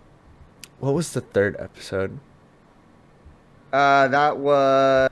Sorry, I got him confused. That was the eggs. That- No, they they met got- the bounty hunters. They met the other Mandalorians. They went to the planet. Oh yeah, I remember that. Yeah. Yeah, they went to the planet that he was supposed to go to and met all the other bounty hunters. That was Bo-Katan. You met her, who was big in. Oh, did that end with him? Jumping off the ship? Okay, and going so down. they dropped Ahsoka, right? They said that that's who he is going to Okay. go meet at this another planet. I'm just really in episode excited. 4, I've seen, yes. I also so I don't know what happens then. Clone Wars. Yeah, I've seen Clone Wars, so it's super exciting. So- I watched Clone Wars. Is pretty pumped about that. Yeah. Um, So if you don't know, What? Tran, Clone Wars, Ahsoka Tano is basically Luke's apprentice when she's training to be a Jedi. Anakin's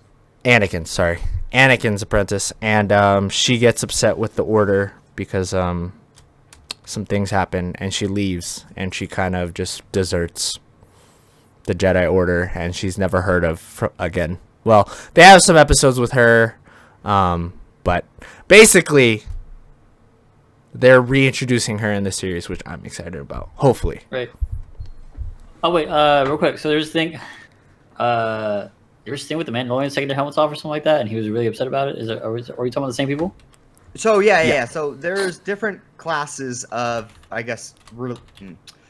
So he is more of like, it's like being Jewish. You have like the hardcore Jews that like have like wear the hat, long beard, all that kind of stuff, wear all the outfits and the get-ups and everything.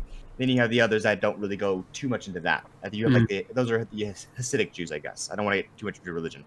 That's how like Mandalorian is. Mhm. He is the main Mandalorian. He's like, I don't take my mask, I don't take my helmet off. This is the way. Bang bang. This is what we do. Honor, all that kind of stuff. These other guys are Mandalorians, but they are more New Age. I think New Age. They were also more involved in the war. like the Purge and the war and stuff like that. And I think they're more involved in trying to get like a hold of their planet back. So they don't follow the same things, and they address that. They're like, "Oh, you're like one of those Mandalorians who's like super strict," and he's like, "Oh, you're one of those you guys." And he looked at them and was like, "You guys aren't even like real Mandalorians." Well, he didn't know that there were like different types of Mandalorians at that point. It didn't seem like he didn't. Yeah. No, it didn't seem like it either. And like I said, at that point, he was like, "Oh, you guys aren't even like real Mandalorians. Like, fuck off!" And like just flew away. Yeah. And then they came and helped him out. And they did a mission together, and bang, bang, bang, all that cool stuff. That was a cool episode. But yeah, that's kind of like it's pretty interesting that's how they kind of went for it. I haven't seen episode 4 yet, and I think this. And like I said, if this is ruining anything, I'm sorry, guys, but we're talking within like a week behind kind of thing, so we're not rooting for episode 4. So I thought it was pretty interesting. I thought episode 2 was very cool too, with how you get Crash kind of gets on that ice planet and they're stuck, and then they get attacked, and it shows like the rebel, I shouldn't say the rebels anymore. The New Republic kind of introduced a little bit, and how they're kind of controlling, space and all that kind of stuff. So very cool. They're bringing lots of cool creatures that were only really seen in either the books or in the Knights of the Republic games, like the spider creature. They had the crate dragon. So these guys who are doing it are like really getting in deep to Star Wars itself, the core of it, and I'm really loving it how they're doing. I think these guys could have made the movies. I think from an outsider and like hearing you talk about how like they're going deeper into like more of the Star Wars universe, like getting like going deep there and pull things out, like only people like that have seen like series from like outside, maybe like branches off or something like that would only know about. Like I think that's really cool from an outside perspective of me not knowing that. I still find the series really cool. I do think it's so I'm gonna say this. I think it's really cool. I think it's more awesome that they can do that for the super like hardcore Star Wars fans, and like pull like those little Easter eggs and like come out and like still come out with the series that like I can understand and like still be into, even though I'm not like a heavy Star Wars fan. That's what I'm saying. Yeah. No, they can. The fact that they can appease to both audiences shows new skill of directing, producing, everything. Yeah. Yep. But it's very interesting and cool. And you know what it's doing? It's just helping Star Wars more out, because people who are now like, oh, what's this? They're watching videos. Now they're watching the Clone Wars. Now they're going to watch maybe other movies and stuff. So, it's pretty interesting. You know, it's a good time for people to make YouTube videos on like Star Wars lore. You know, I looked up like Mandalorian stuff real quick, and it was just like bam, like this thing has like 4 million views now. You know, so everyone's looking more stuff up. It's smart. It's a good time for Star Wars, honestly. Despite some of the roller coaster ride we've had, it is a good time for it. Yeah, I think it's really cool. I think a lot of people should. I don't know if maybe I'm just not thinking of people, but I think if people have the opportunity to do something like this, where they can pull like little Easter eggs out and stuff like that, and make it really cool for the hardcore fans, but still appease like the more casual base, that the people should do it. So I'm more talking about like things like Rune King, like League of Legends third party game that they're coming out. I would hope. I'm positive they're gonna put like some Easter eggs in that like only like diehard League of Legends fans might know about, but like still make the game still be playable and enjoyable for like newcomers and people that are new to the universe. I think. And I think Riot will definitely be able to Oh, do yeah. that. Yeah. So. That'd be so easy. I think like little wins like that is like it's like so easy, and like I just feel like not everyone does it, and I just don't know why. It's like Because they ain't big brain, man. This is what it is. that's what it is. Let's see. XQC getting banned. Okay, so if you XQC kind of trolling it. if you guys don't know, XQC is probably one of the bigger streamers, YouTubers on Twitch and YouTube, and he recently got banned for stream sniping a Twitch Rivals tournament for Fall Guys, and in the process, he was purposely stream sniping Dr. Lupo and his team, and his teammates were holding Dr. Lupo, causing them to lose placement in Fall Guys. This caused him to receive I think it's a 6-month ban from Fall Guy or Twitch Rivals tournaments, and a 2-week ban from Twitch. I will real quick. I will say that him. So what he did was obviously wrong. He was stream sniping and like whatever, and he was holding people back and whatever. It didn't change the results of the tournament. No. He was. Okay, so I understand how XQC was trying to. He was trying to be funny. Yeah. He fucked up because he was in a live tournament setting and he was streaming and it was live, and it's like either situation, it was not a good situation to be stream sniping someone live on your own stream in the middle of a sponsored tournament. Seems like Yeah. He was also Not an with some intelligent other big decision. streamers. I think he was with Mendo and Yep. someone else who they also receive Twitch bans, which is unfortunate for them. I think they had to sack their winnings too. Like any winnings they they got taken away from them. It was actually a pretty good punishment, I guess. But I mean, yeah. So like, I understand. Like, I don't know. Kind of don't know what the community thinks about this to me, because it's like he was trying to be funny. It didn't affect the outcome. Yeah. It was still like wrong. But I don't know. I think you just. I actually don't know what to think about it, because like I know he was trying to be funny. He was just doing it for memes. So I think it's like it's in the okay to rules. be It's funny in the to do rules. that, but just don't. It seems kind of dumb. It's a tournament. It's Twitch Rivals. yeah. You're stream sniping everyone. I don't think he meant like to be sneaky and malintent about it, because No, he was trying to be funny. was funny, That's yeah. what it is. He was trying to make content. But I think it's just like it was not the smartest decision. Is it at the end of the world? No. Who gives a shit about Fall Guys? It's not that big of a deal. Yeah. But I think it's just don't do that. Yeah. And I think Twitch and everything handled it appropriately.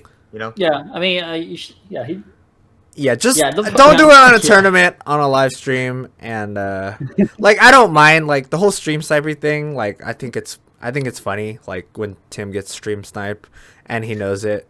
But yeah. like when they're in like a middle of a tournament that has like money on the line, I mean, they're also playing for money and stuff like that. So, and like maybe that's not the best time to do it. But in general, I don't care about stream I think snipers. I don't think he was. I don't think he had a. Yeah. He was trying to do like a terrible thing. He was just. Yeah, I mean, don't do it during a tournament, basically. Yeah. Yeah. You know, if you're trying to be funny, make content. You know, that's the name of the game. But it's bad timing, bad decision. Yeah. So, one thing I want to bring up for all you Dungeons and Dragons nerds out there, Tasha's Cauldron of Everything was released on the 17th of November, I believe. And if you were like me and pre-ordered it from a local game store, you got the cool alternative cover. And if you're watching the video on YouTube, which I highly recommend you do that and subscribe and like, you can see it right here. Bam, bam, bam, bam, bam. I'm cutting So- this part out. Cool. There's lots of positive and negative things about this. It's kind of like all over the community and part of multiple groups online regarding Dungeons and Dragons. One of the main things now, which I do kind of like and don't like at the same time, is that now if you want to play a dwarf rogue or maybe a sorcerer or whatever, you don't have to have that +2 Constitution bonus for your dwarf that comes with the class, like as a class feature. You can change that to be intelligence or wisdom or whatever it is that helps your class out. What? I think it's kind of weird because it's like, well, you're a dwarf, you're strong. I think what they're trying to do is make it more like flexible. So like if you really, because I think they're going more in like the storyline. Like what happens if you grew up as a dwarf and you weren't a big fighter or anything? You just read books and everything. You probably wouldn't have a higher constitution. You'd be probably smarter than your average dwarf. So I get that. That's fine. But they're also, I think, making it to where like I had to read the book more. I've been very busy this week, finishing up my kitchen and shit. That like elves can like have a natural resistance to being charmed, and then you can change that to be kind of something else. I think that kind of stuff should always stay as a class feature. That stuff should not be gained as a dwarf.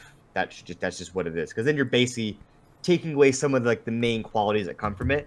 But like I said, if you were like a bodybuilder fucking human, then maybe you have more strength than your average guy. And I think that makes sense. We're all people. We all have different attributes and things comparatively to each other. So I think that makes sense to add that into D&D. I also think that it may have swung a little too far by doing that as well.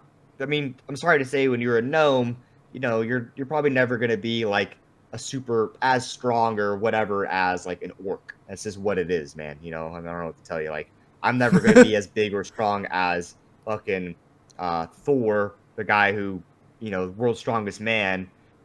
This is not going to happen.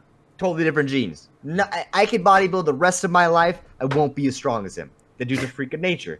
So yeah, if I was a fucking gnome, probably no matter how much I worked out, I'm probably not going to be stronger than like the average orc who works out. But I do see what they're doing, and there's positive and negatives to it both. And I would like for everyone to know that as a DM, you make the decisions. You don't have to have all these rules. You can say, you can change this to this, but you can't change this. And that's just what it is. So try not to be too upset about this, because at the end of the day, it's your world and you can do whatever the fuck you want. And that's kind of what it is. Now, if your players want to complain about it, tell them to go fuck themselves, because you're the DM. So what are you going to do, Matt?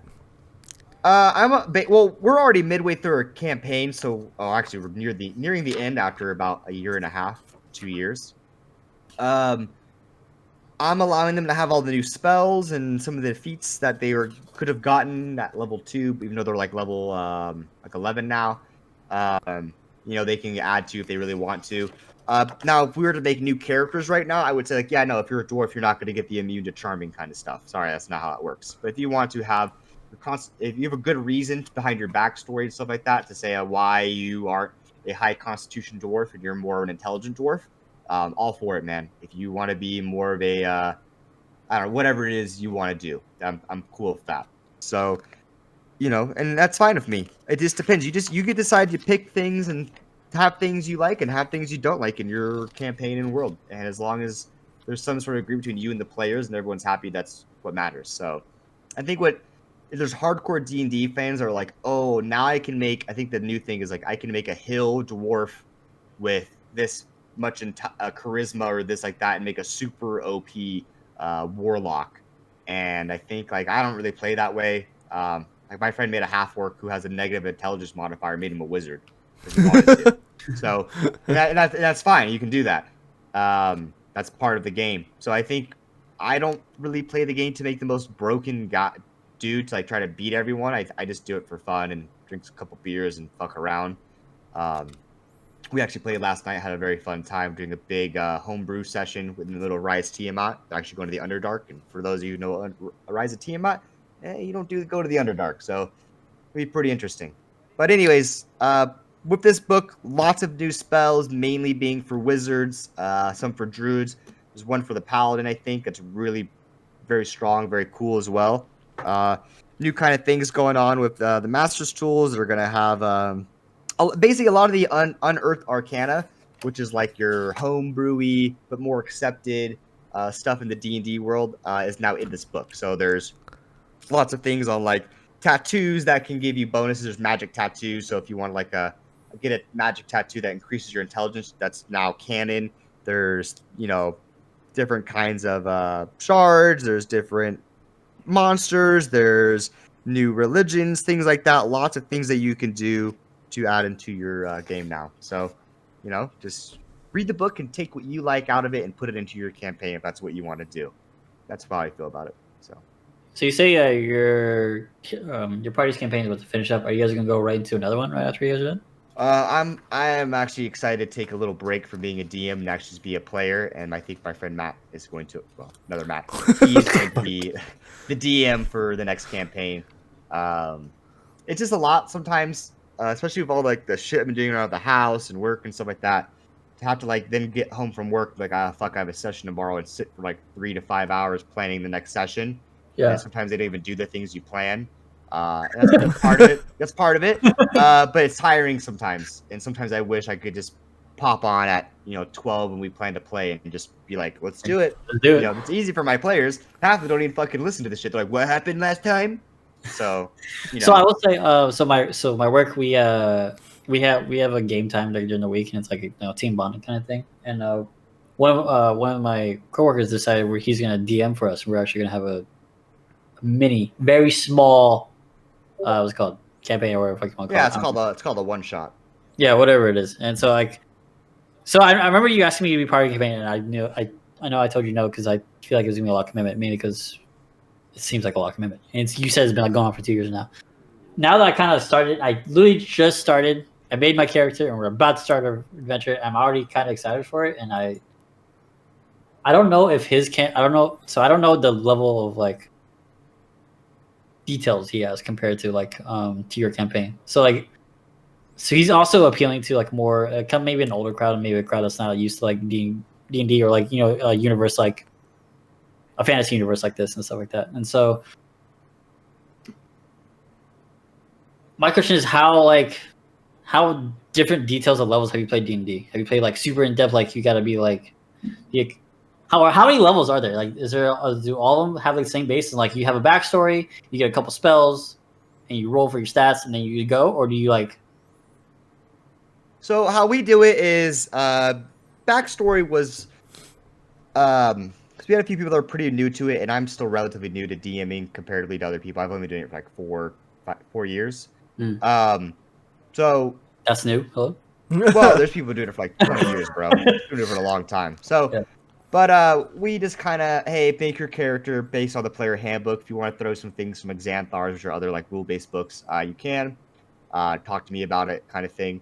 My friend Matt, he's very big into D&D. He watches a lot of Critical Role. He made a very big, involved backstory, so I'm able to play on that. Like, he met his father in the game, and now he's gonna do some shit in the Underdark, which is towards his backstory. My friend Adam kind of made a backstory a little bit, and I adjusted a little bit, and his backstory also relates to his character. So we homebrewed a couple like features for his class, like Mage Rage. So as a barbarian, you can rage, you take less damage from physical attacks, things like that, and your attack's a little bit stronger. His dad is a barbarian. He has barbarian blood in him, so I allowed him to have like a wizard's rage kind of thing. So gets resistance to certain spells for a certain amount of turns. So all that kind of stuff. But when it comes to like how in depth, I mean, that's really all dependent on the players and the DM, how in depth you want to get to your story and rules and all that kind of stuff. So like your specials, so like your spells you just mentioned, like Mage Rage and stuff like that. Is that in the D&D universe, or is that something you guys made up? That's something that other people have used it, but that we kind of just made up for our campaign. I mean, so how do you balance? Yeah. So like, something's too OP, I will be like, we're gonna nerf this a little bit, and I have done that. I actually gave my friend Matt a super powerful homebrew sword that wasn't meant for him. The long sword, I let him use dexterity for his attack, which made it even stronger because it's only supposed to be strength, and it had just so much capability. So how did you get to that point? Did he ask, or did you would you reward it? I set up a super tough encounter for them, and he one-shotted one of my monsters, and I was like, Dude, this Wait a fucking minute. thing is fucking. Wait a minute. retarded. Wait a minute. Yeah, it is. It just became really crazy. Like it was like a deadly encounter. Something that like should be Uh-huh. pretty difficult. Now that can always change depending on like how powerful your characters are, how well they use their brains, and that kind of stuff. But it was a pretty tough encounter, and he alone pretty much just like fucked everything Yeah, up. So I you was gotta like, put. all right, bro, we're gonna change this weapon. Yeah, and now patch this real quick. it's still strong. Like I was comparing the stats, like bro, this thing's like a legendary item he has right now at level like 7. I was like, we're changing this. And it's still strong, it's still good. Was he happy about it? No, but he's also like, I get it, you know. Yeah. It was where Fucking up your game. and that's the thing. If he would have been like, no, I refuse to do that, that would have just made super tough monsters, you know. Fuck the rest of the team over. Yeah, we could play it both ways, so it don't matter. So we changed it up. You know, I've given like a couple things to my friend Adam for his wizard stuff, and you know we changed a couple things. I had it so where he didn't need materials for any of his spells, and it just became a little ridiculous at some of the things he could do. So I was like, nah, you need to have materials, and it just makes us need to spend a little bit of his gold too, because they had so much gold and just had no reason to spend it. So Yeah. I was trying to find a ways to do that. So you know, you just find little things to change, and you can do that. You as long as you have a good group of friends that aren't like a bunch of assholes to each other, you can change some things here and there.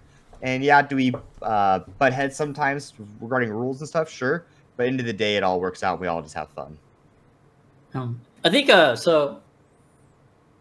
So if By you're the like way- if you're fresh into D&D, it's probably. Sorry, did you want to say something? No, you're good. Go on. So if you're fresh in D&D, I think it's probably like me. I think if I got involved in your campaign, I almost feel like it'd be kind of too much. I feel like I'm more, you'd be good because we would a just, more like simple like cookie cutter campaign might have been a little easier to get into. I don't know, man. It just seems like- this campaign is pretty simple. I mean, like it's like so we so it's very like pretty linear.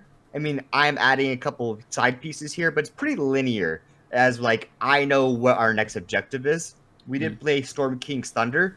That one is like it's like Elder Scrolls open world, but like you're role playing. So sometimes they'd literally be like, I don't know what to do, and I'm like, Good luck. look at the map, you know, and they would just pick a town to go to and do stuff. They'd find things, and it was a little rough for them. I think they would do better at that now. see that right there. That makes me nervous. Doesn't like Yeah, Not so Chan, that was a little just- tough. what do Run you do? around, Like, dude. Yeah. But you're with a group of people, so you know you all figure it out. But like now, it's more different. Like they have like meetings with the council, and the council's like, "This is what we heard. These are rumors. Go check this out." So Is that it's very, because they're like, more go do that. experienced, or is that because They're more experienced now, so they would figure it out, and they still haven't completed this campaign, which says it's a little more linear. I mean, like even though I'm doing a big homebrew like side piece to that, I mean it's still like they know what their objective is, they know what to do, so they know where to go, how to get there, and they kind of figure out in between. But overall, like it's not like they're just like, all right, I don't even know what's going on, like you know, like they know who the big bad evil guy is. They already know all that kind of stuff. So. right? Okay. And like I said, if you ever want to hop in for a session, you can do that. That's very easy. I can pop you in, no problem. Would I be level 1? No, Put me in level 1, coach. Put me in. you'd be probably one level under or the same level as what they are now. That's generally what I do. It seems interesting. I think I'd be more inclined to join at the beginning. Maybe once I figure out what's going on with my my work D&D and like more get like just a brief feel for it. Because like the DM for my work team is like he's been doing it for a while. He used to work for Wizards of the Coast, the team Oh, that yeah. makes Yeah, Magic. okay. Yeah. Yeah, well, they make this stuff. Yeah. So. So I mean, he's like he's really big into it. yeah. Don't overthink it. I mean, you could. We let people. I've let people hop in middle campaign all the time. But you just come in, join up, have some fun, fuck around, maybe do some fights and stuff like that. Now you wouldn't have enjoyed last session because last session was all just role play and that kind of stuff. They met a drow. They're trying to find a way to get into the Underdark. None of them know how to do it, so they went to a town called Luskin, where they know there's a lot of drow there. They met some guy who's a big, famous, drow. Talked to him, paid him a lot of gold and jewels and stuff like that. And he gave Man, them being a information. DM sounds like really stressful. Seems like you got planned for so Yep. much. Oh yeah, Nah. that's why I'm excited for a little break. So, all right then. Anything else we want to talk about? We weren't even planning to talk about D&D that long. You guys want Let's to see. talk about Tom and Jerry, Supernatural, Shark Boy, Lava Girl, or do you want to? Just want to give out a quick shout out for that. Like Tom and Jerry, I love Tom and Jerry as a kid. Yep. Movie's coming out.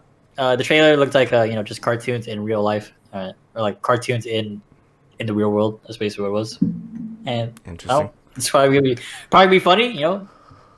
Jerry's gonna beat the shit out of Tom. I feel whatever. like Cool. I feel like we've seen everything though.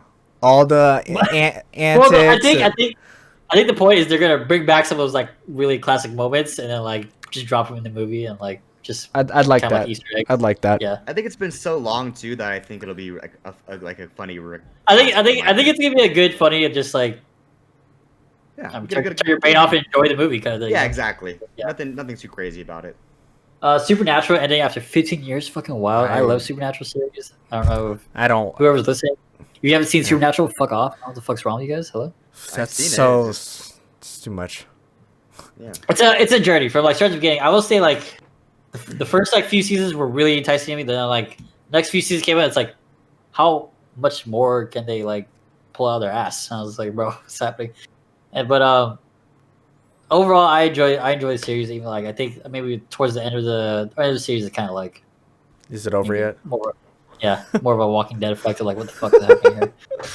But I mean, yeah, To really make cool. a story last for 15 seasons is insane. Yeah. I mean, they've done a lot. It's like it's not like supposed to be like super serious and so. Is it all the same main characters from the beginning? Like really the only like Just two guys, right? yeah, the two guys and like they have like main characters from then like they drop out and they come back later and like you have new main characters that show up and like they come out and like some people die off but then they just end up showing up because you could travel into the fucking afterlife in the fucking series. Like they travel into the Christ, afterlife. man. They go to heaven. They go to hell. They go to they see the people that have died in the show. And it's like the way they have like the storyline, the setup of the series, made it so they can do whatever the fuck they want. Basically, they can bring in characters from before, bring characters from randomly, and it's like That's Yeah. after 50 years, it's probably time. I really enjoyed the series, but yeah, it's probably time. And, Definitely time. it's Okay, relax. God damn. But yeah, super excited for it. I know Kayla's probably excited. I know she's sad about it. She's Yeah, Oh, she, really? she loves that She show. about- she said she's watched it like 3 times. Like you watched 15 seasons of Supernatural I watched 3 I times. watched the first like 6 to 7 seasons like at least like 4 or 5 times probably. Yeah, I thought I was weird for watching The Office like 7 times, but here you guys are with fucking. All right. This is a great I show. feel like everyone does that. And Ray, you're pumped about Shark Boy and Lava Girl. It's just nostalgic, man. That's all I gotta say. I don't know if it's gonna be good. I don't know if Shark Boy and Lava Girl was good, but it's gonna be nostalgic, So it's whatever, I don't even know what the fuck this is. My apologies. Oh my god, get me out. His name is Shark Boy, bro. What the fuck am I supposed to do with that? Okay, he's a guy who flies on sharks. I don't know what you tell me. I don't know, dude. He flies on sharks? I thought he was like half boy, half shark. What the fuck kind of name is Shark Boy? Listen, just Shouldn't watch the be like- movie, dude. All right, I mean, Aquaman isn't half water, half man. Wouldn't he be like air shark or something? huh? I'm just saying, like, Batman isn't half bat, Spider-Man ain't half Oh, spider. No one likes fucking Aquaman or Batman either. Okay? Wow. I'm just saying, just because your name's Aquaman doesn't mean you're made out of water. Just throwing it out there. Actually, you were like what, like 90% water or All something? right, like shut the fuck up. God damn it. You know what? On that note, I think we're gonna end this. Yeah, we want to do a sports Uh, section because we had the NBA draft and that's a long one. All right. Yeah, and I think we are. Let's see, how long are we recording? Oh shit. that? We've been at it for a while. 2.5 hours. Long. 2 hours exactly. Wow. All right then. Well, you guys keep it real. Like, subscribe, all that good stuff. Find us on Facebook. Find us on YouTube, Twitter. And that's it. Yeah, everywhere. Thanks for listening. Thanks for listening. Bye, guys.